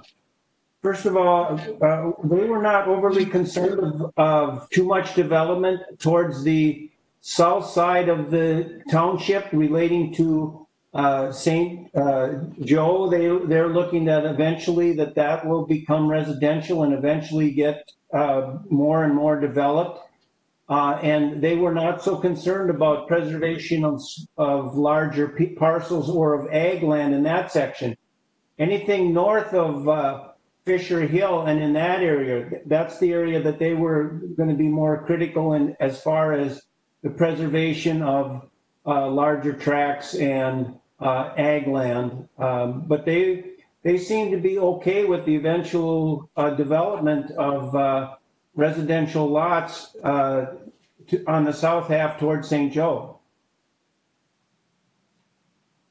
I would concur with what Persky said, but I think when they talk about large lot development, they were also okay with the 10-acre lots north of that line. So I think their idea was south of Fisher Hill, it was smaller lots. We're not quite sure what that meant, at least 1 or 2 acres. They were open to the idea of some different development types, but currently their 10-acre lot size prohibits that from occurring. So they were open to the idea of a future discussion on some development options. What should they be looking at? Should they be thinking of conservation development or different ways of looking at the property and even some varied lot sizes? So I think it was a positive first step with St. Wendell Township. They're very clear about what they're doing and the fact that it takes a 2-step process for people. And they're okay with the ag zoning, and then they're okay going down to R10 because they know that it's still primarily ag, and they expect it to be local families. And with that low density at the 1 per 40, they don't expect people to come in and do a development because they can't afford the roads. So they really, this is the development style that prohibits really the outside developer and really keeps it local and family oriented is kind of the message that I got. Joe, would you concur with that? Yeah, I agree with that. And they were very comfortable, like you said, with the 10-acre parcels, but no smaller than the 10-acre parcels. And that would be their form of having some type of, I guess, rural development for housing. They're also very much aware that they have limited space due to the large amount of wetland that they have out there. So with that, they would like to see those 10-acre parcels maybe that abut that wetland and not necessarily small parcels. But I think there's some opportunity for us to have future conversation with them, especially in the area south. And what does growth mean for them, and do they want to see other types of development? And I think they're open to that idea, and I think it was a good meeting that way. So again, a good first step was St. Wendell Township. And we talked a little bit about, comprehensive plan and gave them the executive summary for them to review. And I think it went well. And we did have a surveyor, Dan Crone, also happened to be there. And I think he added a lot to the conversation. So I think it was very helpful. I'm curious, Shelley, helpful from Mr. Crone from explaining to the township kind of the realities or more explaining to the township, really, Jeff, I think about different development options that what people come to surveyors for, kind of what they're asking. That people, I just want to split off one piece of ground for my family member, and what the expectations are in the process. And I think it helped that he was understanding the process that we go through, as well as saying, hey, I understand the perspective of the township. So I think it was a good conversation, and I'm not getting the sense that they want to make a dramatic change in St. Wendell Township, but I think they're open to some variation to what's been going on. So is there going to be another follow-up meeting or? Yes. Yeah. Okay. Got it. And then that per scala action that we acted on, and then they told the county board to hold off on in St. Wendell. Is there any movement there? Mr. Chair, I was working on that item. There has not been any movement there at this time. It's on my calendar to follow up with them early September because it has to be brought back to the board in early October. So we'll update you as that moves forward. Appreciate that. And then the PLAF lawsuit or whatever, anybody's got an update on that? Mr. Chair, Angie Berg, Chad May, and our county attorney's office is in discussion still with their attorney. There's been some alternatives presented on both sides, and so we're at the point of likely having a closed session meeting with the county board at some point in the future. Chad May is in charge of that, and haven't heard anything since last week. Okay. I looked at my notes. It was Nelson on Big Fish Lake. His plan was supposed to be done by the 15th. Drown was the 31st. But did Nelson submit a restoration plan? Mr. Chair, so they did not submit a restoration plan. We indicated what they were required to plant per some recommendations from SWCD. They have subsequently planning to appeal the administrative decision, which is an option under the law. So that administrative decision would be appealed to the Stearns County Board of Adjustment. The deadline for that meeting is this coming Monday. I had a discussion with Nelson's yesterday, and their intent is to pay the fee, file the application, and be heard at the September Board of Adjustment meeting. So basically, they would be requesting that they do not have to replant anything or do anything. No. Okay. Correct. That'll be interesting. Mr. Chair, Just to let you know that I've been approached by the Big Fish Lake Association a couple of times within the last month, and they're very concerned about development and the clear cutting that took place there, and they don't want to see that happening in the future. And so they would like to see us work together somehow to do what we can to prevent that. They feel that they have very limited ability to control that. And so a couple of the members had asked me to just mention it to this planning commission, but then also speak with the board as far as, their angst about future development on the lake. But I assume somebody's going to let them know, or Joe, you'll let them know about the Board of Adjustment action. I don't know who gets noticed on those, but someone might want to know about that. Back in May, Angie, you brought to our attention the multiple RVs that were occurring. Has that gotten better, or where's that at? Mr. Chair, so I wouldn't say better. I would say we continue to get complaints on the same repeated properties that we have. And the RV issue, or the multiple RV issue on the lots, is something that will be presenting again to the Planning Commission or board, depending on what an ordinance review schedule will look like. I would not say it's gotten better. I basically just keep logging the complaints on various properties and letting both the complainant and the property that is in violation know that we will be contacting them when there's going to be more discussion. Okay. Any other members have any other questions on any other items other than the comprehensive plan? We'll talk about that last now. But any other issues that we didn't revisit or follow up that members want? Okay. If not, Shelley, I'm not sure who you all shared the comprehensive plan discussion with. If all the members got that, or Shelley's going to quickly, I didn't get a chance to read it, Shelley, to be honest with you, so I will, and I'll get back to you. But there were some questions that I had at the last meeting and that I reiterated to Shelley, and she responded to them, and I'll have to read those. And then also Shelley was just going to explain at the next meeting, she said, you're going to get a little bit deeper into the new comprehensive plan implementation of the plan. Mr. Chair, that's correct. We are in the process of developing an implementation plan schedule process, and Angie has been working on that, and we will be bringing that to the county board and getting that finalized. But we're also working on the goals and objectives portion, so that the form that we typically see at the end of each item with the comprehensive goals and objectives, that will be laid out in a new form. So hopefully a little easier to read, a little more information, and it'll be, I think, a little more concise for everybody.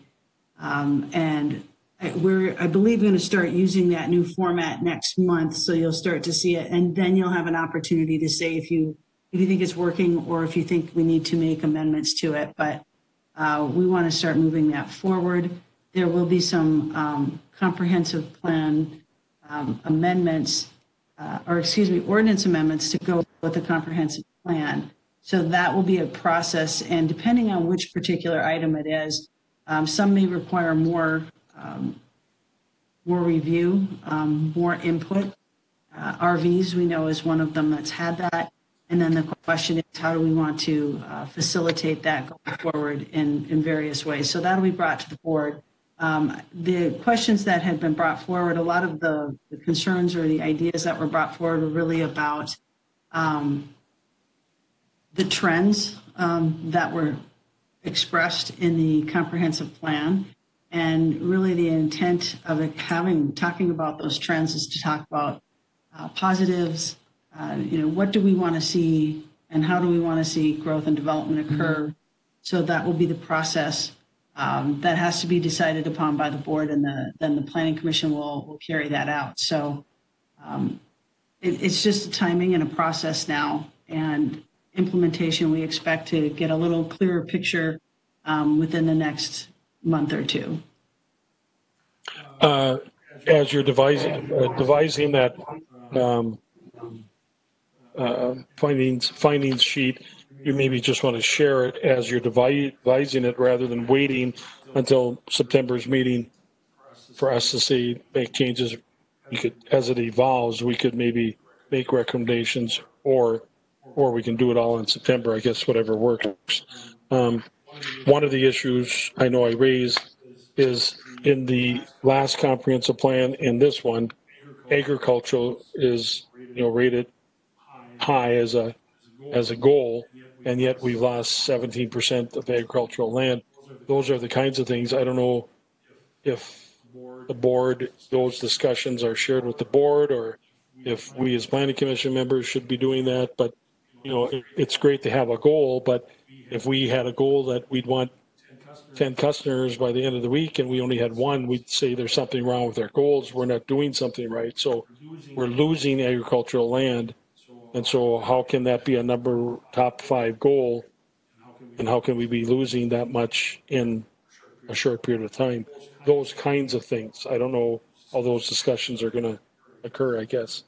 Well, Mr. Chair, I think that's what's important is to talk about that goal. And we had a goal of preserving ag, but there was no number attached to it. So if the answer was no loss at all, 0, then that's one thing. But there was implementation of the previous plan. There were pieces that were put in place. There were different methods that were utilized, building envelopes and setbacks and various things, zoning changes.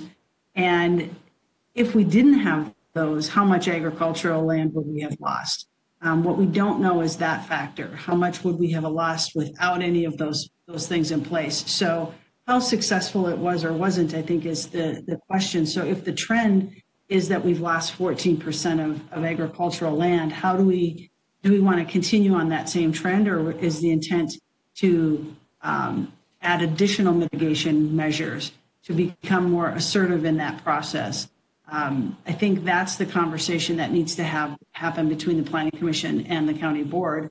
If there are other implementation measures that they think we need to utilize, that would be the discussion. And you'll see that in the response that I gave you, Jeff. That's kind of where I'm going, is that I think there are opportunities for the Planning Commission and the County Board to have a joint meeting and have those kinds of conversations, because as the recommending body to the decision-making body, I think there's a lot of conversation that needs to be had so people feel like they can be heard and get their point of view across. So that is an upcoming process. And that would be helpful because, to me, once it's out of agricultural production, it's out, it's gone. You build houses on it or whatever, you'll never get it back. So 1%, 5%, 10%, once it's gone, it's gone. And that should be a concern and seems to be a priority and a goal. But yet, the last board meeting, there's a discussion that Lisa score doesn't really mean anything. It's conflicting messages, I think, and we need to talk about that at some point. So we'll talk more about the comprehensive plan then in the September meeting. I think that's all I've got. The next Planning Commission meeting will be September 17th. Anybody else have anything else? Mr. Chair, I've got one other thing. I know Ken wants to get to the convention yet before it's too late here. But the first item we had, I think it was Mike had mentioned that he pulled into the property and the gentleman was interested why all the people were visiting. And Commissioner Blankish and I, we entered the one down there by Eden Valley too. And the lady there was a little bit troubled, I think, when we pulled into her driveway, not knowing what we wanted to do, especially when we looked like banditos with masks on. And so I think it was a few months ago I mentioned about maybe getting some placards or magnets to stick on our vehicles. And maybe that's something we would reconsider also across the county, because with separation of workers too, some people are using their own vehicles instead of highway department vehicles because of COVID, so that at least they're identified as Stearns County vehicles. And so maybe people would be a little more comfortable if we had something on our vehicle door when we pulled into their property, and maybe we wouldn't get a shotgun pointed out the window at us. So just something I'm going to maybe request to the board about. That's good. Or maybe you need to start hanging around with some other people where you don't get intimidated like that. I'm joking. Anybody else have anything? If not, I'll adjourn the meeting. Then we don't have to go through the roll call, which I can do as chair. So the meeting's adjourned. Have a good night, guys. Goodbye, all. Thanks, everyone. Good night.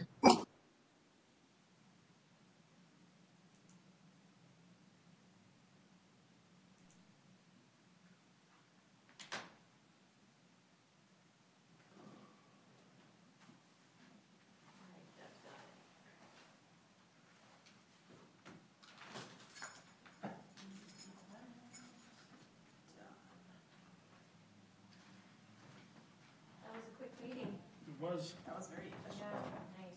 Keep it moving. No sense in wasting time. Yeah, and only 2 items next month. Okay. You will be happy what they are. Solar garden, solar garden. Solar garden. Two. Well, we're going to keep getting them. One's the Culver to Eden Lake Township.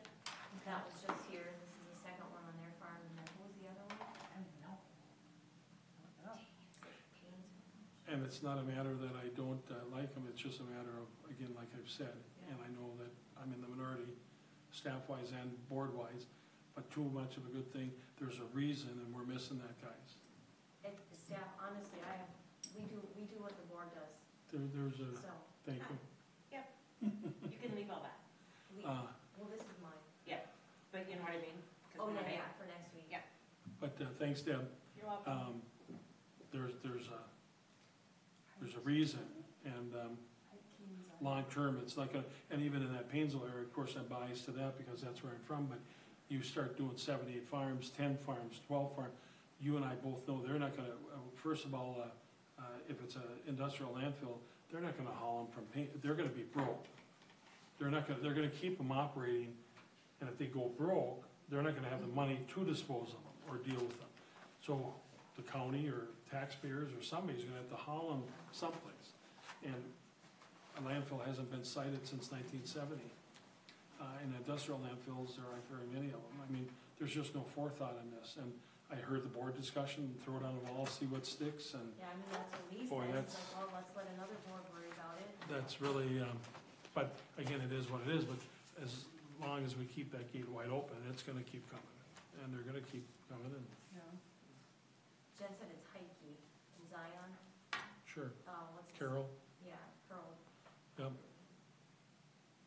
I mean, they're out there recruiting, obviously, they're getting all the landowners they can, and I don't know how much that substation can handle, but I know. that's the big thing And we is, just, I wish we would know that. Yeah, it's trade That would be secret. helpful, but we can't know that. They won't give us that. they can, as long as they can continue to handle the power, they're just gonna keep just siting them all Yep. around there and pounding them in, and whatever, I guess it's I can tell you that, we all know this, we couldn't site a sand pit hardly when Kramer's wanted the sand pit out by you. So I mean, they wouldn't be located there, and that's kind of the stab too, is that they're good enough for out by us, but boy, nobody wants them around here. Well, except for over by the freeway there, those, but. So only 2 items. Yeah, and then the comp plan stuff that will be talked about. So. Did we, I thought we moved one. We didn't move one? No, well, we acted on it. We thought Oh, maybe we did Horseshoe act Heights, on but it. That's right. get her done. Yeah, down to 2. That'll work. Good enough. Thanks, Jeff. Have a good night. Hey, You too. My ears hurt on the head. They do. my jaw hurts. Yeah. But I have a sensitive jaw because I grit my teeth really bad. Oh. And so. But I know if I Weights on come my in jaw. here, that having a third computer in here, or fourth one, will not work. So I just stayed in the other. It room. helped a ton when we made sure we were muted. Yeah. Because when you were talking at the end to end, and Jeff wasn't remembering to mute. Oh, did you hear hear it. Oh, so I hope. It wasn't, You get it the, wasn't- a little bit of that reverberation. it was Joe and Rick tonight. Oh. Sean was like Mr. On He the was spot. on ball, on the Oh, play. wow. See, I assumed it was just really us three, because we can hear each other. It can. And we can hear us in their microphone, because we're, Yep. I It just can love be a Sean. lot. He's sitting back there like this, yeah. hanging out. Who was that? Sean. Yeah. I mean, I just love that guy. I mean, He's, oh my yeah, God. definitely Yeah, when relaxed. the dog barked. Yeah. Who was that? So I chatted with him and I said, you know, your dog can have an opinion, but he can't vote. Who was that, Sean? Yeah. Yeah. Funny. Oh, God. I can relate, my dog. does Okay, I don't have to go upstairs. Does anybody else? I do not. I do not. Brady was on a call with work today. It's so funny to see him working like a professional. I bet. And he's like, oh my gosh, somebody's dog was barking in the background during our meeting and they had to leave. And for once, it wasn't me. That's good.